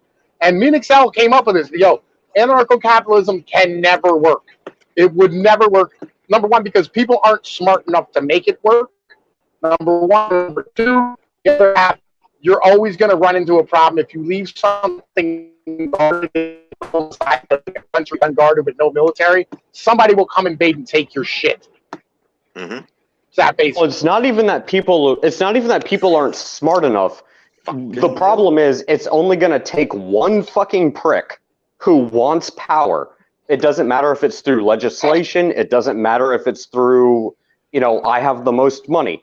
All it takes is one fucking asshole to ruin the whole fucking thing. You could have 1,000 years of a fucking utopia, then one asshole comes along and fucks it all up. See, well, that's all it where takes. like legislation with work cover out here, it's all up to the individual. Say, for instance, like as a yard manager, if I let a truck go out of the yard unsafe, and he fucking kills somebody, then yeah, sure, the driver gets a fine, but I'll get a bigger fine because I let him leave the yard. My boss will get an even bigger fine because he fucking didn't supervise the fact that I fucking was doing my job properly. His boss gets an even bigger fine that goes all the way up to the head of the company. So when it's like personally you're going to get fucking fined if you don't do your job properly, that's where legislation can kind of work for you. Okay, all right. Here's the thing. All seriousness. What you're talking about is a twisting of words. You're taking anarcho-capitalism and you're equating it to a fairy tale that is anarcho-communism. That doesn't exist, okay? What you're talking about is leftitarians. You're talking about the Green Party. You're talking about the people that want to pretend to be libertarians, but they're really not. You have no grasp on the actual Rothbardian language and the actual political theory here. And I mean this with all due respect, because we are friends, Doku. You're wrong. And this is why you're wrong. No, listen. I'm gonna take you to school real quick. Okay. So this is all right. Once you're done, I'm about to rip you apart. This is why you're wrong. You're wrong because you're equating a Jeffersonian ideal with a fairy tale. And Jefferson did scale the government back. He did. That's a fact. Did he expand the territories of the United States? Yes, he did. And he pulled that card. And he knew it was against his Jeffersonian values. But he did it anyway, because it was good for the country. Sometimes you have to bend, but not break. But the thing is, what you're talking about is legislation. Legislation. And you're equating that to anarcho-capitalism. Are you fucking retarded, son? Dude, we are talking about the opposite of legislation. We are talking about the void of legislation. We are talking about cutting everything. All of it. Gone. And then who do you think is going to be in power afterwards? Who? What? It doesn't matter? You want to see a fucking test of this? Dodge City. The Oregon Territory, Missouri, Arizona, New Mexico, California, Alaska, Puerto Rico. Need I go on, son? Do I need to force feed this to you? And give it enough fucking time, and what the fuck do you think is gonna happen? If it's not the person with the fucking pen to the paper, it's gonna be the person with the most fucking money. Because I'm sorry, your idea of anarchy is never going to work, because it's always going to be the person that's either in a position of power as far as government is concerned, or a position of power as far as money is concerned, and that's who's going to be calling the fucking shots, because no one is a fucking saint. And if you think they are, you're a fucking naive idiot. No one is going to So you, sir, are from the school of thought that government is a necessary evil. Well, I say an evil is still an evil, and I will point it out, evil. Sir. Yes, I agree. It is evil, but it is a necessary evil. Because if you don't have a balance between the fucking two, then guess what? You're all fucked. You don't seem to be complaining about the necessary evil in the game that we're playing. I'm an evil motherfucker. You complain about me. Well, you're nuking all my enemies. It's all good. But anyway. Here's the problem. Like, here's the real problem, though, right? Like, so Jefferson could not have an ideology like he had back then today, right? Especially when it comes to the military. Like, because you literally have to spend a massive amount of money on R&D on your military, because if you don't have the most modern technological fucking weapons, and this goes pretty much after 1880, like fucking, you're gonna end up losing every fucking war because just technology continues to advance, and you don't want to end up being the individual pulling out AK-47s against the guy who has, these new machine gun turrets that fucking shoot 85 missiles at a time and can, fucking like hit like 75 people inside of like 3 seconds. You know what I mean? Like you don't want to be that dude fighting against these individuals, and this is where this problem comes down to. So yes, government is an absolute, it's a fucking necessity. And not only that, by the time you're like, all right, so once California became settled, right, and you started having towns and shit, those towns grew very quickly. And once they grew to the point of where they needed infrastructure, they had to have government. Or the person who was running things in the anarcho-capitalist system would have had to start taxing people, and it would have been no different than the government. And that's really where it is. You know what I mean? Especially in modern times where you have to have water, electricity. I'm sorry, Penoid. The taxation that the United States government was instituting was called a tariff, and it was an import tax, and it was a tax against other countries importing stuff within the boundaries of the United States. Therefore, the citizens themselves were being taxed indirectly via higher prices on imported goods, but domestic goods were not taxed. And the sweat of your brow, sir, was not taxed. Well, you know what? You want to fix the fucking problem really fucking quick? Here's how you fix the fucking problem. Because when you talk about anarcho-communism, totalitarianism, authoritarianism, anarcho-capitalism, you're always going to end up with the same fucking problem no matter what the fuck it is you do, because there's always going to be that one fucking asshole. And it only takes one fucking prick. Only one of them. Because all of these fucking ideologies, all of these theories, always ignore one fucking thing, and that's human fucking nature. It's gonna take one greedy little son of a bitch to fuck it over for everyone, because no one's a fucking saint. If you really want to fix the fucking problem, here's what you fucking do. Really fucking easy. Anyone who serves in government does not get a fucking salary. They don't get a fucking pension. End of story. You do not get paid for public service. You do not get a fucking pension because you served in Congress. There you go. That's how you fucking fix it. Well, no, and that don't make any sense. Like, you have to be compensated for your work, and if you want decent talent, you're gonna have to pay for it. That's just fact of life.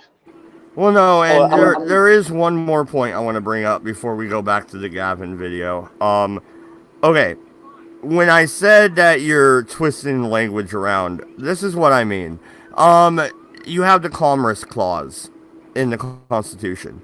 The Commerce Clause, it is there to make interstate trade regular. To make it regular, in the language of the day, meant to make it work, to not impose any restrictions upon it, not to regulate it. Now we interpret the Commerce Clause as to regulate interstate commerce. There is the difference. We are taking the language that was written in the 1800s and we are reinterpreting them to our standards in 2019. That is not okay. And I think you're playing the same game on a subliminal level, Doku, because you keep throwing this anarcho-communist thing out there, and it's not a thing. It really isn't, dude. Like, I don't think you understand the libertarian movement, honestly. Well, I'm not talking about libertarians. I'm talking about anarcho-communists.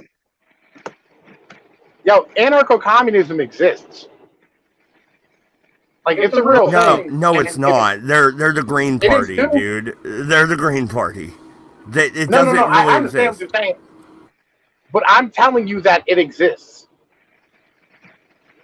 Like fucking, like they have communities that are anarcho-communist in fucking New York right now.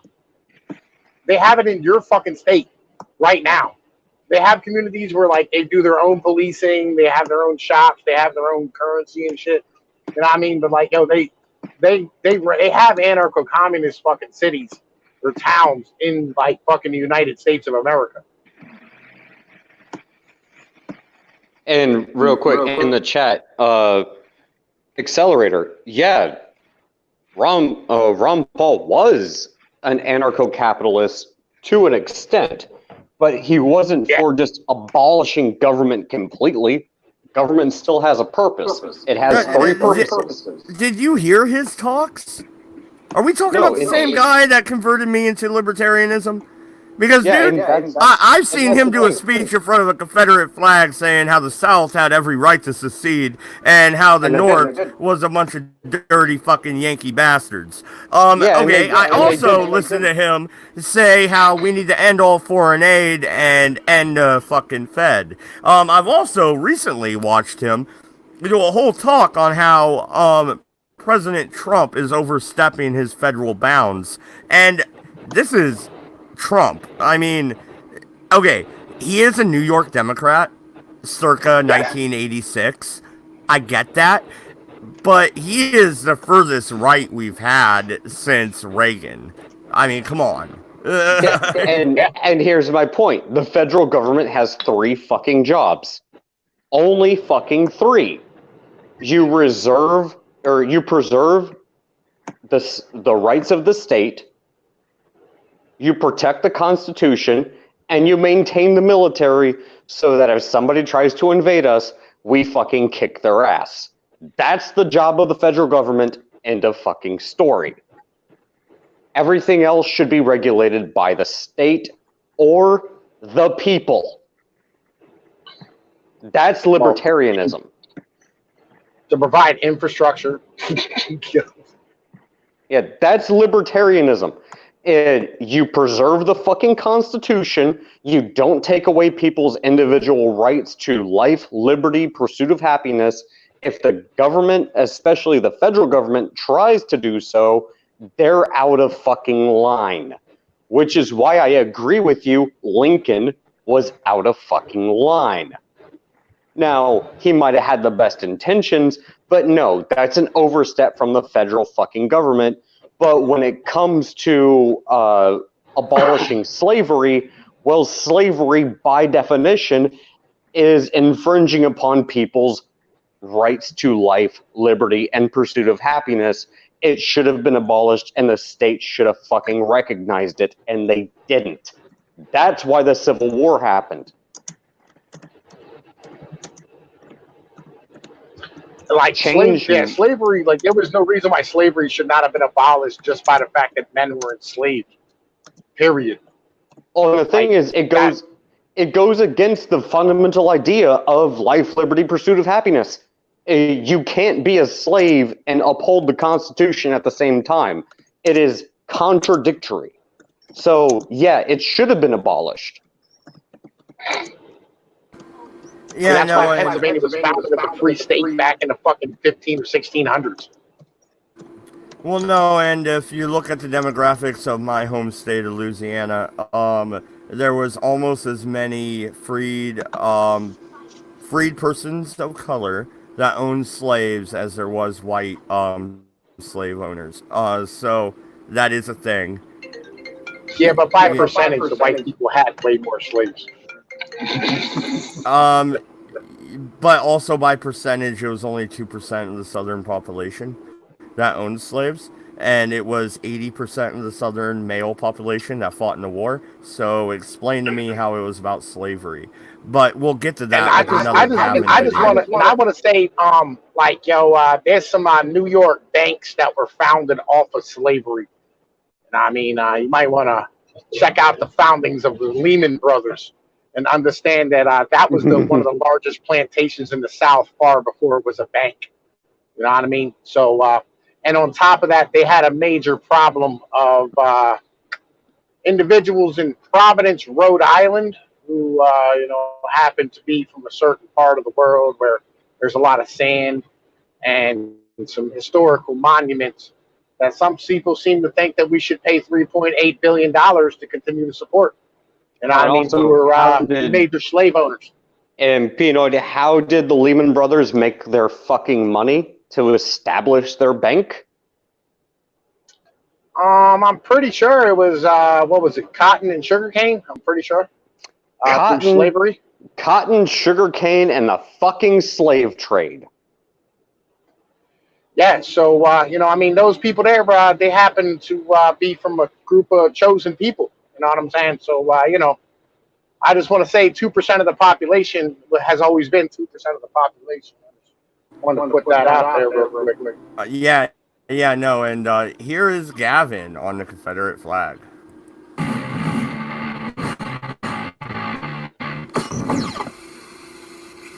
Hey everyone, down in Charleston, talking about taking down the Confederate flag, eh? I haven't been asked, but I'd like to give the Canadian perspective. I'm a Canadian immigrant. I've moved to the States, and the first thing I noticed here is how consumed they are with race. Where I'm from in Montreal, it's all about language, but here it's race, racity, race, race, race. This country was built on slavery. It's still racist. Obama was just on Mark Maron's podcast the other day saying slavery and racism is in our DNA, and they were horrible. Here's 5 reasons why you should not take down that flag, and it's from someone who can look at this in a totally unbiased, clinical way. Reason number 1, the numbers. The Civil War has to stay in our mind. All the flags involved, all the Yankee flags, everything needs to be commemorated because we should never forget the stunning numbers of horrific deaths in this war. 620,000 people died. 500,000 of those were Confederates. And they were dying of disease, they were dying in captivity. Up by my place upstate, there was a train that crashed carrying about 800 POWs, massive crash, 60 people died. These people were dying from shrapnel in their knee. They were dying of exhaustion, of starvation. It is something we have to never forget. It was essentially an American Holocaust because the population of America was about 35 million, the same as the population of Canada. So when you look at proportional to the entire population, it would be like 6 million dying today. 6 million. Ring any bells? Vietnam was 60,000. 620,000 is about what all Americans have died in all wars. So, devoid of context, devoid of how it makes people feel, we need to remember these poor bastards who died on both sides. And that brings me to number 2. I'm sorry, I'm not buying that this Civil War was about slavery. You talk to these soldiers, okay, let's get in a time machine and talk to these soldiers, and they'll talk like all other soldiers. And you know what soldiers talk about? Their brothers. That guy right there. That's who they're fighting for. They're fighting to protect their brothers. They weren't out there in the battlefield going, I'm going to keep my slaves. You're not taking my slaves. They're making me rich. I'm a racist. I love slavery. Oh, you got me. Oh, well, I died fighting to keep these goddamn slaves. The Civil War was just as much a... Okay, let's touch upon that right there. Doku, what say you? It wasn't about fucking slavery. It was an economic war, and the fact that the Civil War even started to begin with, there were a few fucking people who had slaves that got pissed off, but no, it was about fighting to preserve the fucking Union. That was the primary fucking goal. Hey, do you want slaves? Okay. No one really fucking cares. It's the fact that the South decided to secede, which technically was their right to do so, but no, it was about fighting to preserve the fucking Union.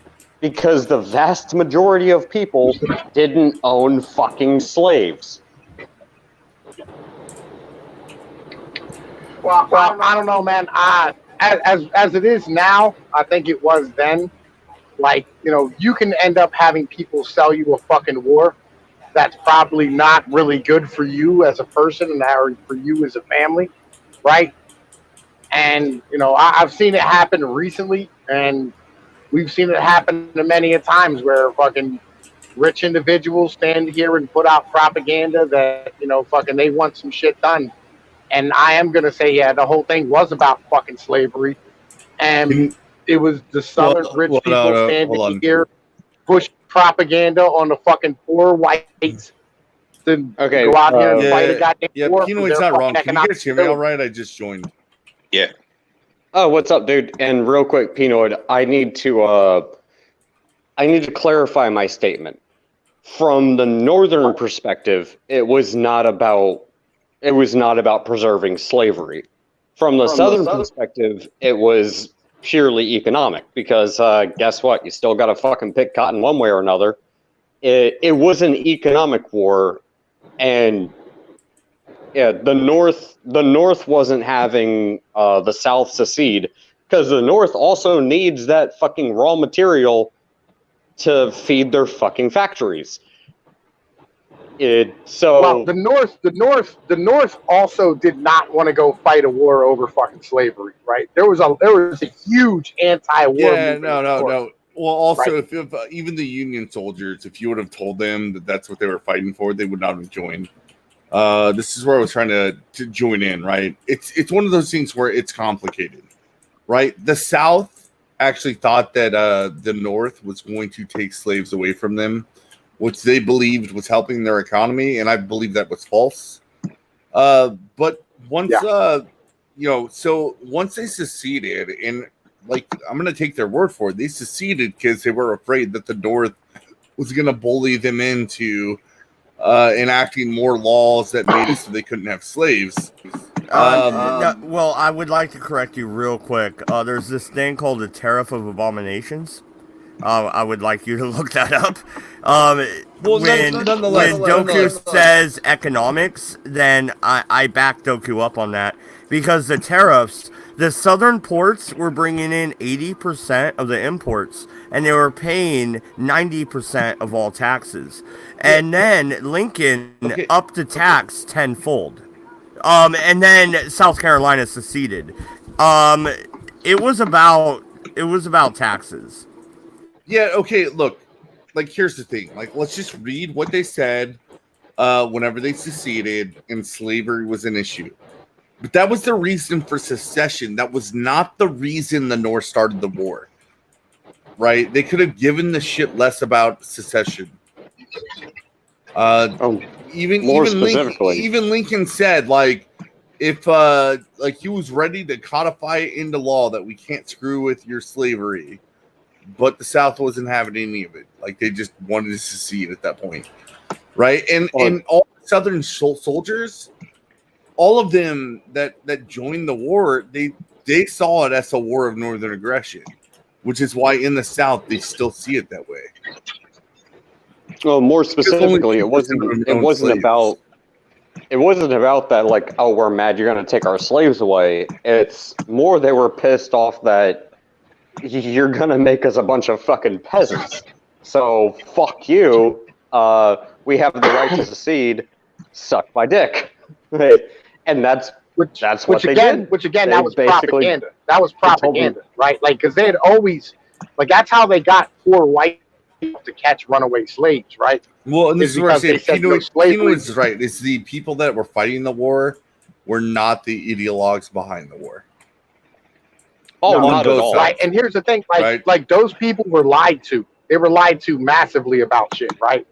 Because, like, if there was no slavery, like, the South would never have been as poor as what the fuck it is, and it still wouldn't be. It wouldn't be as far behind the North as it is right now. Oh, dude, this is the number one question I always love asking people. So, if the whole reason behind the Civil War was we're going to abolish slavery, why were there black people fighting on the side of the South? For favor. I would love to hear the logic behind that, because yeah, no, that's something I brought up to MC, and he never really had a real answer for. Let's continue on with Gavin.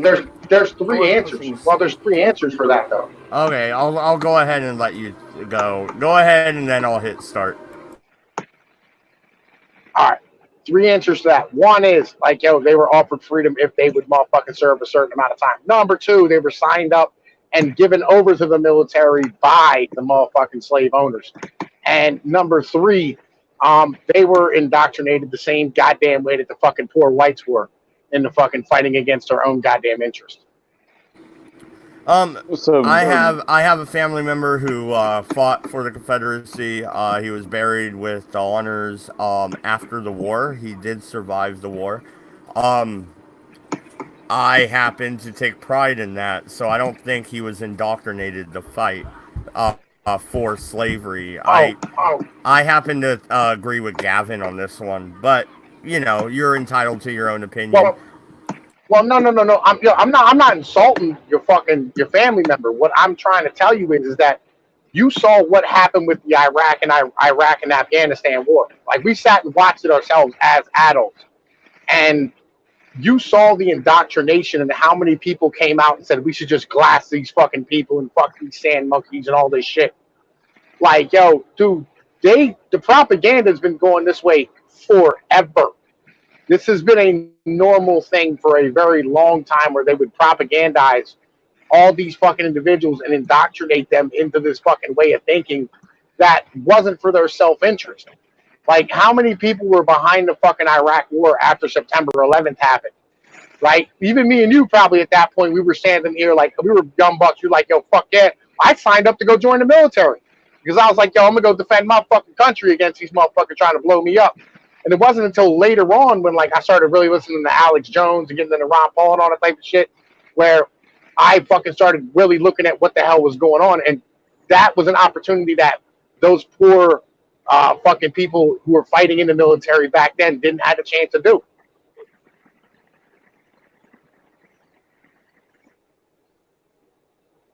Yeah, no, I totally understand what you're saying. I was just giving you a chance in case you were just taking a breath, but we'll go ahead and hit start here. South around.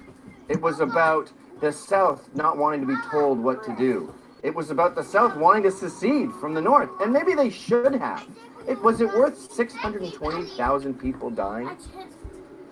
And that brings me to point number 3. What is this idea of Lincoln being a non-racist? He was the great white hope who saved America from its racist self. I'm not buying that America's racist. I don't see it. I think it's a lie. I think there's a lot more kowtowing to minorities than there is crapping on them. Yes, they're in jail, but they're in jail because they've been enabled with welfare and single motherhood to give their children idle hands, and then they got caught up in this stupid drug war. It's not about racism, it's about poorism.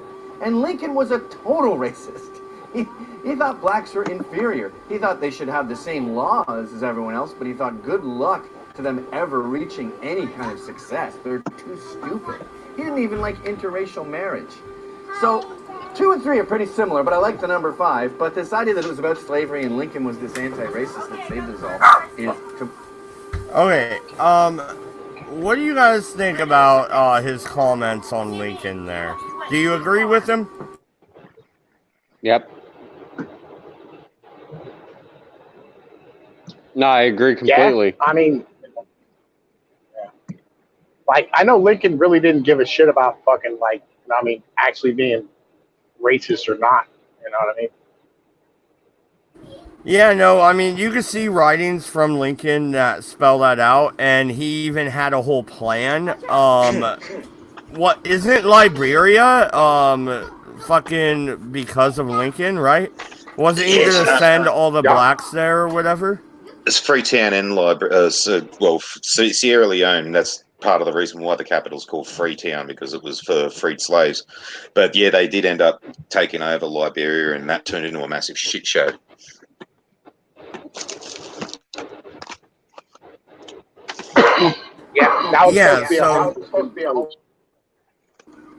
So Lincoln had a deportation plan. Think about that. That's like Hitler, right? Exiling all the Jews? No. I mean... No. How is it any different? Because Hitler, like, killed a whole bunch of them and put them in camps and made work. Yeah, Sierra Leone you could see as repatriation. Sorry, man. Go ahead, dude. I apologize. Yeah, sorry. Yeah, like, Sierra Leone, you could look at look as repatriation. We're sending them back to where they came from. Like some of them's part of what they wanted. How do you know where they came from? And they're already 4 generations removed from the people that were sent over originally. Therefore, it's really kind of a torture. These people speak English. They don't speak African. They don't go clickety click click. You know what I mean? Well, what color are they? Like, what color are they? You can tell what part of the world they come from. Like, it's not that difficult. Like, they're black. Oh, they go to Africa. Like, that's not how this works. That's not how any of this works. Well, it is too. It's not really as cut and dry as that. I mean, like, really, really, really dark people tend to come from places like Chad and the Congo and things like that. You've got, say, Rwanda, for example, and there's 2 different types there. There's the Dutch descendants, which are a light skin, and there's your believe it's the Hutus that are the natives, which are like really, really black. And then there's the facial features. Like some countries have big flat noses, some of them have European style noses. So it just depends on their, how they've been thinned out. Yeah, but like we're talking the 1800s, so. Oh, no one gave a fuck. Like the Dutch were still there. You know what I mean? So they were still making the mulattoes and shit at that point. So, as I said though, like, look, you know what continent they came from, where the fuck you got them from, and what port, you know what I mean? Or like whatever, like, but you know what ports shipped them out? You send them back to that fucking port and send them on their goddamn way. Now, granted, Brazil would have probably snatched them and fucking ran them over anyway, but whatever. Yeah, that is part of the point. Yeah, we send them back to the continent. They can make their own way from there. Yeah. I think that was a horrible plan, and I think it was cruel and unusual punishment. But hey, maybe that's just me. I think we should give them their own country here, and if they want to come back to America, they should have a choice to do so. Me personally. Yeah, they've already got that. It's called Chicago. Yeah, Chicago. Yeah. But yeah, it's only one part of Chicago. Chicago's very white. Why are you listening to this lunatic? He's insane. Look at his hair. You know, in 1927, there was a horrible occurrence, a disaster called the Bath School disaster. And this guy killed 27 children, blowing up a school. He did a bunch of terrorist attacks, and his beef was tax. Now, do we really think that we should have investigated taxes after that? Should the IRS have closed their offices and we all stroke our beards and read his manifesto about tax on behalf of the 27 children that were killed? No, we do the opposite of that. We don't listen to nuts. This isn't an example of racism. This is an example of crazyism. Yes, his manifesto was steeped in racist ideology. Who cares? He's nuts. We don't start kowtowing to him and go, oh, okay, so let's take the flag down. Should we do that? Is that what your manifesto wanted us to do? Is that how we listen to you? Sorry if I bumped the mic there. Here's the number 5 reason, and this is something that no Americans seem to understand. America was not built on slavery. You did not have 400 years of free labor. After the Civil War, the balance sheet was 0. Anything that was built up from slavery was gone. We all started on a blank slate after the Civil War, after those 620,000 men died to keep America unified. They didn't build this road. They didn't build this building. That's all post-Civil War. After the Civil War, this place looked like Haiti post-earthquake. You know, that train crash I mentioned earlier, they just built a mass grave on the site for most of those POWs, but there was 2 who lived for 48 hours. And the Yankees gave these guys a proper burial in a town called Berryville, New York. So there's a church up there, and in the backyard there's a graveyard. And there's Yankee soldiers, there's soldiers who fought Indians, and there's these 2 Confederate POWs. They were our enemies during that war, okay? They were essentially the Nazis in World War II. We gave them a proper burial, and every year on Memorial Day, Americans come by and they do a talk about all the soldiers who died in all the wars, and those Confederate flags are on top of those graves. That is America. Whoa, I almost cried. I teared up there.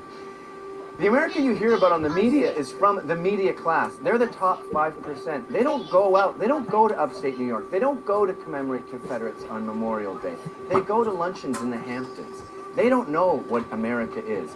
And America is not a racist country. It's not a country that was built on slavery. It's a country that was built on liberty and freedom. So, coming from a Canadian, Americans, I'd like you to get over it. All right? You didn't start slavery, you ended it. Yeah, he has a fucking point, does he not?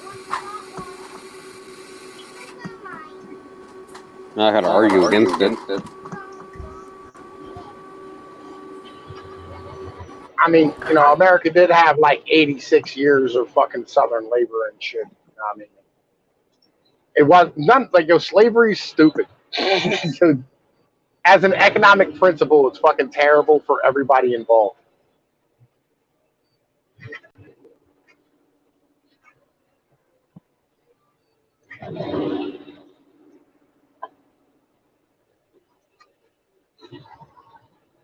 Well, nobody has anything else to say. Yeah, you're right. As an economic principle, it's stupid. It really is.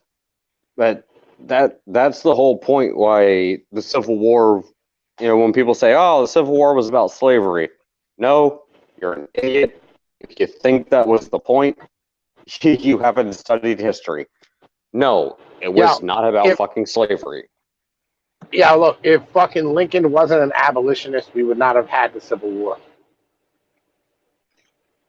Well, and again, that's the thing. If you look at the Civil War from a historical standpoint, why it was started in the first place, no, you could have abolished slavery and everything would have been fine.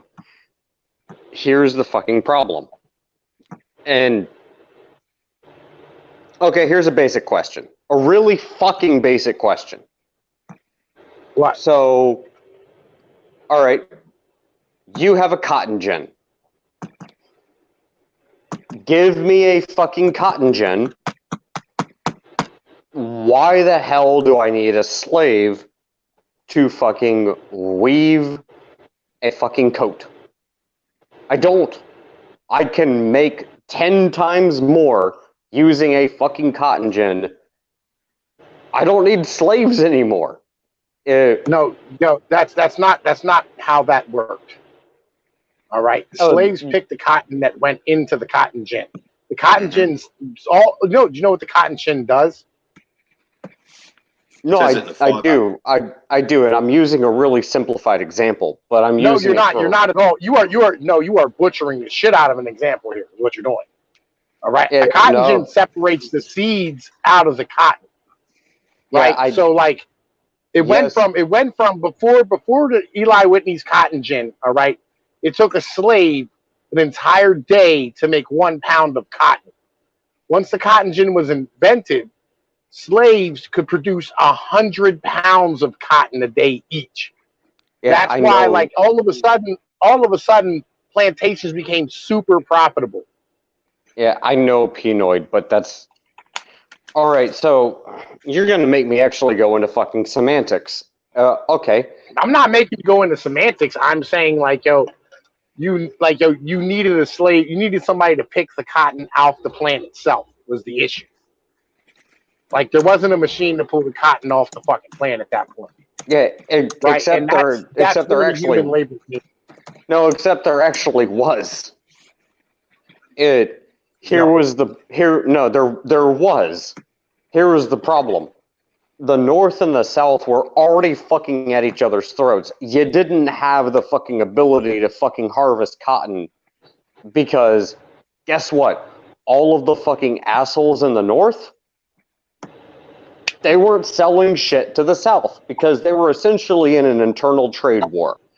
That is one of the things that led up to the Civil War. That's why not only was it, firearms, guns, the railroads, there was a lot of shit going on besides just slavery.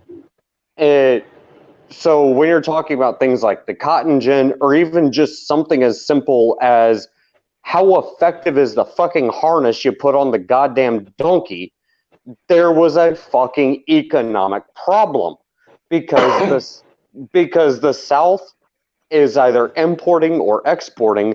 It was a fucking economic war, and it always was, it always will be, it always has been. Anybody that says it's about fucking slavery is a fucking idiot, and they're fucking lying to you. Because you want to know what the fuck is going to happen? That is how they sold the war. The North sold it as we are freeing slaves. The South sold it as they're coming to take our fucking shit and fuck up our economy. The reality is that they, like, when the fucking cotton gin became invented, they should have just freed the slaves and paid them so that they didn't have to keep providing fucking houses to them, because that's what happened after the fucking Civil Wars. They ended up basically standing here payday loaning these motherfuckers to death, right? And like they sat here and charged them for room and board while they stayed on the fucking while they stayed on the land and picked the fucking cotton any goddamn way. Oh, boom! There you go. I agree 100%. You should have just paid the motherfuckers and just said, "Okay, all right." And you could have sold them the fucking clothes and the goddamn fucking houses and shit. You could have sold them the food. And you could have made a fucking killing off of this on both sides. You would have gave them the money for the cotton, for picking cotton, and then would have got the money right the fuck back for fucking all the shit you would have sold them. No, I agree. I agree 100%. You and me are on the same fucking page. Well, no, and that's the thing. That's why I look. When me and MC were doing the Civil War series, I would argue a simple fact. And it is a fact. If you want to look at slavery, fine. Slavery is bad. Okay? Alright. We understand. Yeah, we understand. You don't get to own people. I get that. But you know what the North did? The North took poor Irish immigrants, stacked them 20 or 30 deep, and paid them 2 cents a fucking day. And then went, hey, all you could do is buy shit from the company store. That's it. That's it, bitch. Yeah. What was bad? Look at the Southern slave owners. They don't make it okay. Don't make it okay. I'm not making it okay. What I'm saying though is that they had actual houses with floors. Look at the Irish. They had dirt. Okay? Let that sink in. There was a lot of places without floors, too. Okay, Uncle Tom. There was a lot of places without floors, too. All right? Like, yo, look. I'm not saying what happened to the Irish was okay in any way, shape, or form, but the Irish could have left. No, they couldn't, because they were so indebted to their fucking company store that if they left, they would go to debtor's prison, because that was a thing back then. Yeah, well, fucking Walmart's basically the same thing. Like, they walk into a small town, put every bastard out of business, but we've been making employment and all this kind of stuff. Yeah. You can only work at the fucking Walmart, and you can only buy from the bloody Walmart because everything else has gone out of business. I don't know. We don't really have that issue here, but like I've heard of towns where not even really, man. Like fucking, there's usually other employment there. Like Walmarts tend not to exist in places that don't have other jobs, like because they'll close down and leave fucking shop because nobody can buy anything. But yeah, it's not how economics works. These economic principles have been taught to you by these leftist teachers, and it's fucking terrible. Yo, man, listen. Like I think we need to start. Yo, Doku. Yeah, what's up, Doku? This nigga left me. God damn it, Doku. Motherfucker. He's still there. Yo, Doku, nigga, me and you need to start an economics course and teach these motherfuckers some shit about economics. You're assuming that I actually fucking listen. Yeah, I know he's still there. Man Ray of Hope. Man Ray of Hope in the chat says, to be fair, like, the yeah, Irish Walmart are not don't really exist human. in towns that don't have other businesses. You have to have something else feeding you.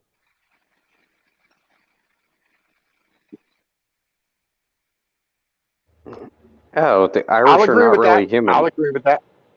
Oh, fuck you. Damn. Doku. Yeah, Nigga, can you hear me? yeah, I can hear you. Can you hear me? Yes, there we go. Yo, me and you are gonna start an economics course and start teaching people economics. Dude, I love that. How many fucking businesses have you two cunts actually owned and ran? Like 4 or 5. I've negotiated $1 million business deals, dude. I was Why in aren't you doing that logistics. now then? I was fucking. Huh? Why aren't you doing that now then? Because I didn't make any fucking money doing that shit. Fucking like, yo, like And you most of the must have been time, good. it was salaried employees don't make shit. Wow, really? Are you gonna force me to fucking stroke my own dick and tell you how much money I've made investing this fucking year alone? Yeah, that's not a business. Come on, son. Doku. Let him know. Let him know. All right, I'll just tell you this much. Doku's made 6 figures. Yo. I'm just gonna give you a percentage. I'm not gonna tell you how much money I used, but I'll give you a percentage. But weren't you the one that was sucking about having to fucking live in your mother's basement and all this kind of shit to go back to school and all this kind of crap, and you couldn't live where you wanted to live and all this kind of crap? But if you're making all this money and all that kind of crap, why the fuck aren't you doing it? Yeah, because I'm fucking saving money because I'm not an idiot and I'm not gonna give it to the fucking banks. But you got 6 figures and shit like that, so you could already have the money. Hey, stop. Don't give it to the banks. Donate to my Streamlabs. Dodge just jumps right in there. No, I'm just saying, like, you two cunts want to teach everybody economics and shit like that, but you're not actually like the rich cunts and fucking, you know, you're not on Lifestyles of the Rich and Famous anymore, so absolutely not listening to the pair of you. Oh my god, Lifestyles of the Rich and Famous. I remember that bullshit. Oh, that guy was such a prick. I wanted to hit him every time I heard his fucking silly British accent. Fuck you. Yeah, and you know what? But yeah, man, like You don't have to fucking listen to me. But if I can fucking make 137% profit in a fucking year, maybe you should. But you haven't. I have made 137% profit. On a dollar. I'm not going to tell you the amount of money. Yeah, no, and it's none of my business to say. Okay, we're going to go into the last Gavin video we're going to play tonight. Racism doesn't exist. Well, let's see. Racism does not exist. Wait, don't hang up. Hear me out. It exists in the same sense that an air conditioner falling on your head and killing you exists. That is to say, it is statistically irrelevant, aka zero. It comes out at 0. Now, we're all racist, sexist, homophobic to a degree, but it exists as a very thin, tepid layer that can easily be blown away. So when you're doing math, when you're doing stats, you don't include it. Now, I know you read the N-word in the comments, or there was a cop who was unfair, but I can show you some pretty brutal black-on-white crime statistics. And for every time a retailer was rude to a black man, he also got tons more poon because he's black, especially if he has green eyes. Black guys with green eyes get laid way too much. I don't like them because of that. I think they tend to be dumb, spoiled. Anyway, yeah, we naturally as human beings adhere to our family, right? And then it goes people in our village, our community, our country, and it goes out from there. When someone is different from you, you naturally start out with a slight aversion. I mean, black people, when I meet them, there's a little bit of a barrier there. I don't know what chitlins are. I don't know, are collard greens just beans? So there's some cultural references we don't get, but if we have other things in common, we quickly plow through it. When I talk to women in the workforce, my experience has been not great. A lot of emotional breakdowns and stuff, a lot of affirmative action type dealings. But when they're qualified, boom, we move through. The gays. Hey, you take a penis in your butt.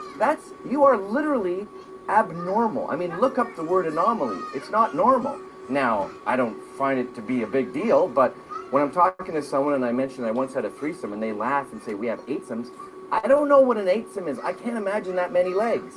But if you're funny, we move through it. So these are the Okay. Well, an eightsome? Yeah, he just What? sounds really pissed off. He's never been invited to a swingers club. Right? Like, Doku, an eightsome. Try and tackle that one, buddy. For the sake of amusement, I would, but honestly, dude, I don't care. The fact that you're even bringing up, oh, never involved in some, yeah, okay, I don't care. Yeah. One in the ass, one in the fanny, one in the mouth, one in each hand, one in each foot, one between each big toe. And if she curls her legs up, you can put one each behind each knee. Okay, all right. I guess we figured it out. All right. Hey, any holes in practice hole. two examples I always use to prove that racism isn't real. Archie Bunker is at his local, right? And he's watching the Jets, and they're screwing up. And he's mad at their defense, and he's yelling at the TV. And then he overhears a guy next to him also yelling at the TV. That guy just got a BLT. The toast is not toasted on the BLT, it's soft bread. And that guy goes, what the fuck are you doing? You're giving me a BLT with soft bread? That's like putting bacon and tomatoes in a sock. I can't eat that. It needs to be crispy, like the bacon. Archie Bunker, that's one of his top pet peeves, right? So, he's got a guy who feels the same way as him about the Jets and the same way as him about BLTs. He's at a bar. He wants to shoot the shit. He turns around. It's a black guy. Is he going to deny himself that interesting conversation? Is he going to deny himself that friendship? No, he's not. People are too selfish. And it's the same with businesses. Okay, you walk into a meeting. You're looking, it's a job interview, right? You're the guy hiring. And you're looking at the form. And you don't look at the guy sitting there. You go, okay, you're a controller, top accountant. You're asking $80K a year. Your previous company, you saved them $250,000. Wow. So you come with a profit. If I hire you, my company's going to be more successful. My job will be more stable. I'll be a hero for hiring you. Okay. Oh, you're a person of color. I'm going to deny my company this asset based on some stupid superstition I have.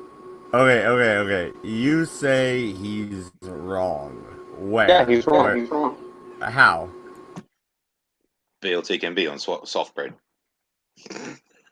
Yeah, no, he's wrong because prejudice does exist. If you think it doesn't, you're an idiot. I'm sorry, prejudice exists. You're telling me, though, in his scenario, this man will save your company $250,000 a year, and you're not going to hire him because he's Jewish or black or Indian, what have you. Really? I kind of side with Gavin on this one, dude.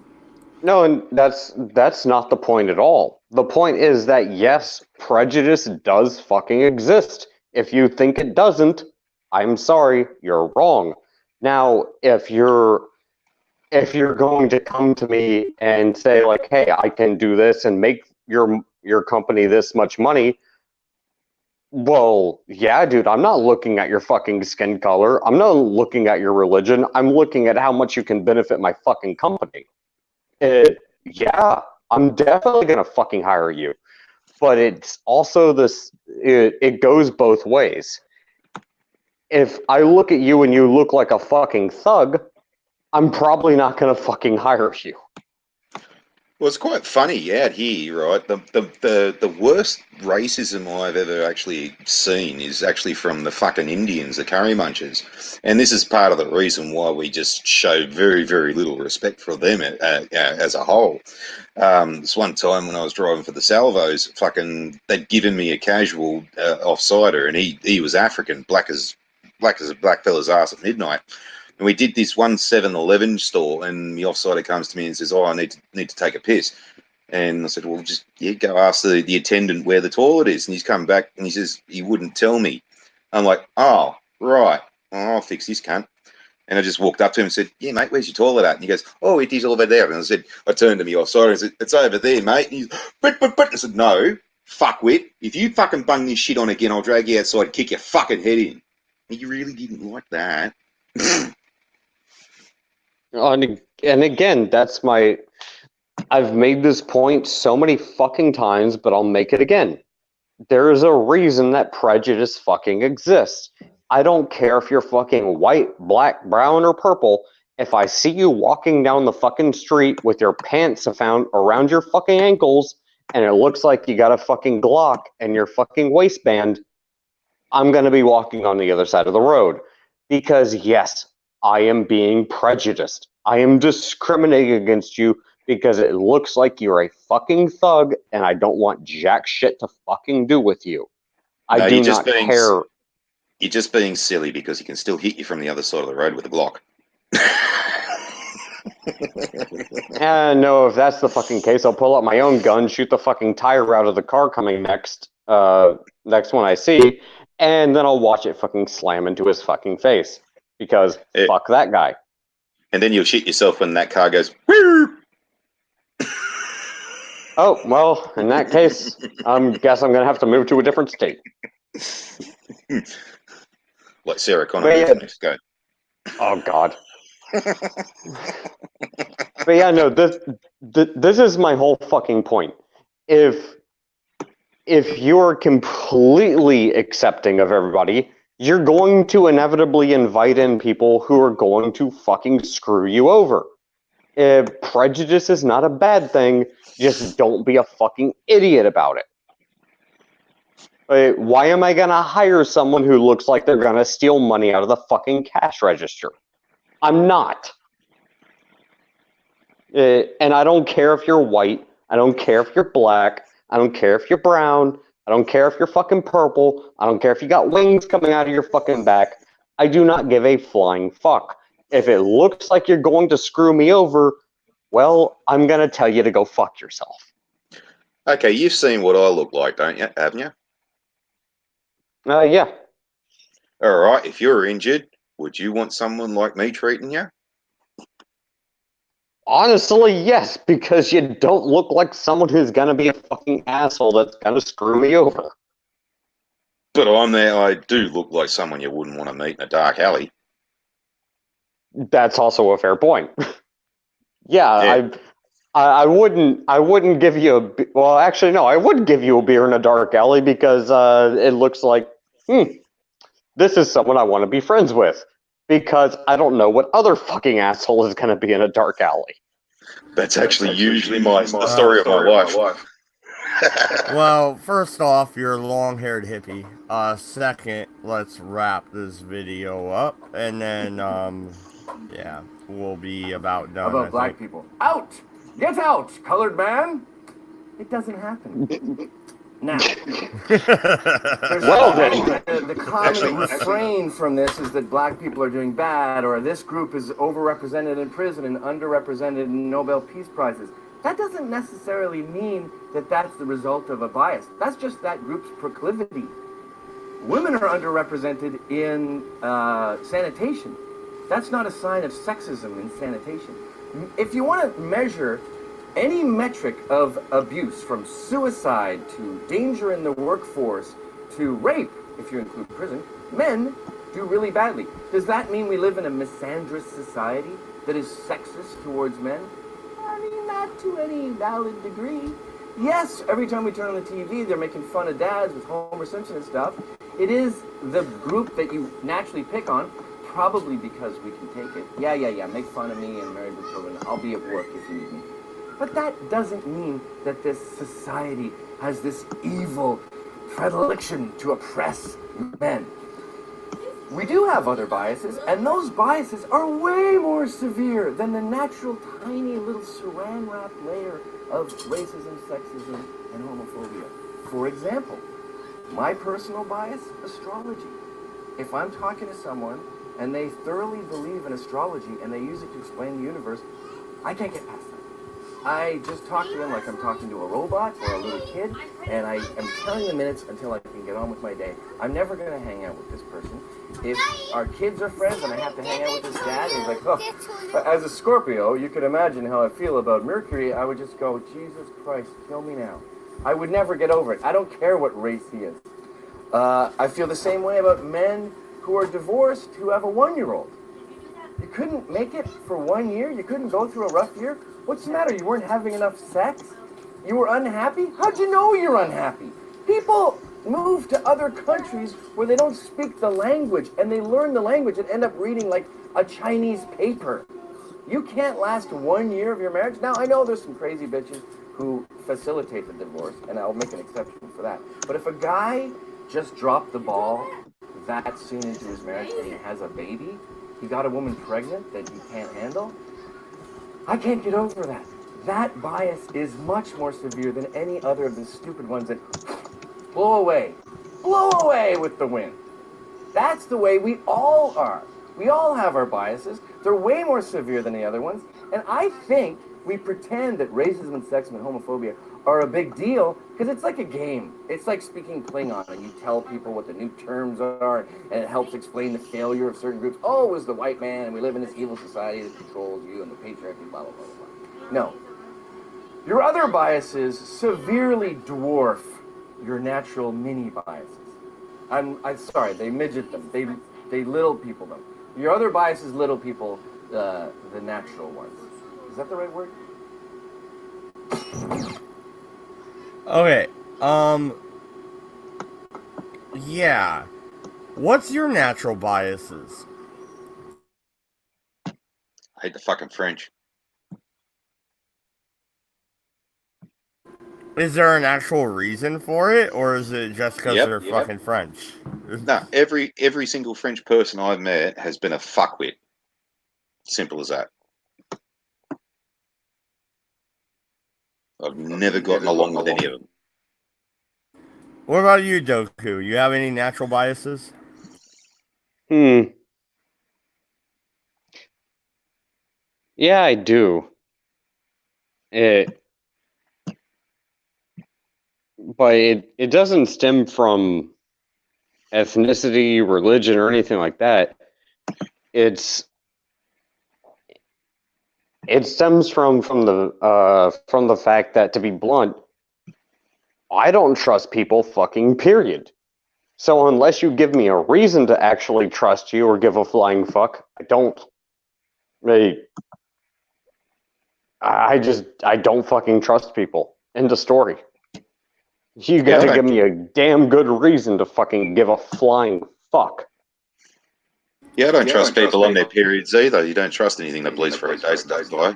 Well, you know, that's interesting, Doku, because I'm actually the opposite. I will trust somebody until they stab me. Once you stab me, I will never trust you again. Ever. You are dead to me. And I totally wipe you from my fucking existence. Yeah, see, that's why you're an idiot. I don't give them the fucking chance to stab me. If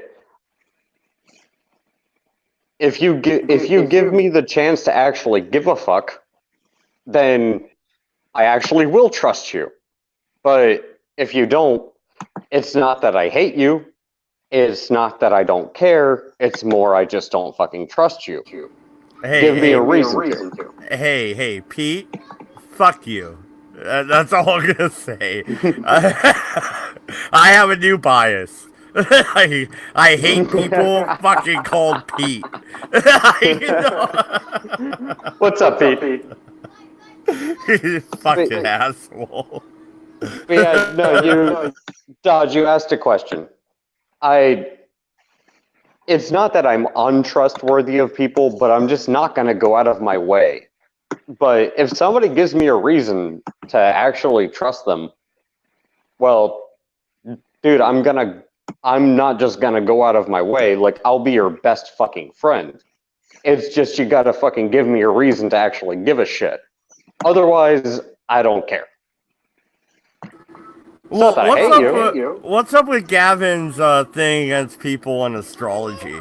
Do you agree with him? Like, you just can't stand people like, I'm a Libra, so I'm really balanced. I have no idea about the astrology thing. I think that's a really weird analogy, but I mean, to each their own. Whatever. I think that's stupid, but okay, dude. That's the way you want to explain it, then by all means, be my fucking guest.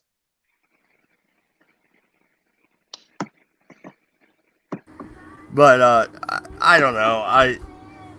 I tend to trust people at face value because they haven't given me a reason not to. Once you give me a reason not to, and if it's bad enough, then yeah, I will totally just ignore your existence forever. And see, that's why I'm saying you're a fucking idiot. I don't trust you until you give me a reason to trust you. I'm the opposite. Like, I don't trust you until you give me a reason to fucking trust you. Fair. Anything else you guys want to talk about? I mean, we don't have to end right this second, but we're at about 2.5 hours, so we're at about that time. But it's up to you guys. Anything you want to talk about? I think I've said my piece. So, ask Farty. No. All right. Well, thank you very much, everybody. Good night. Good luck. Don't go to France, because they're French. That's right. Freedom fries, bitch.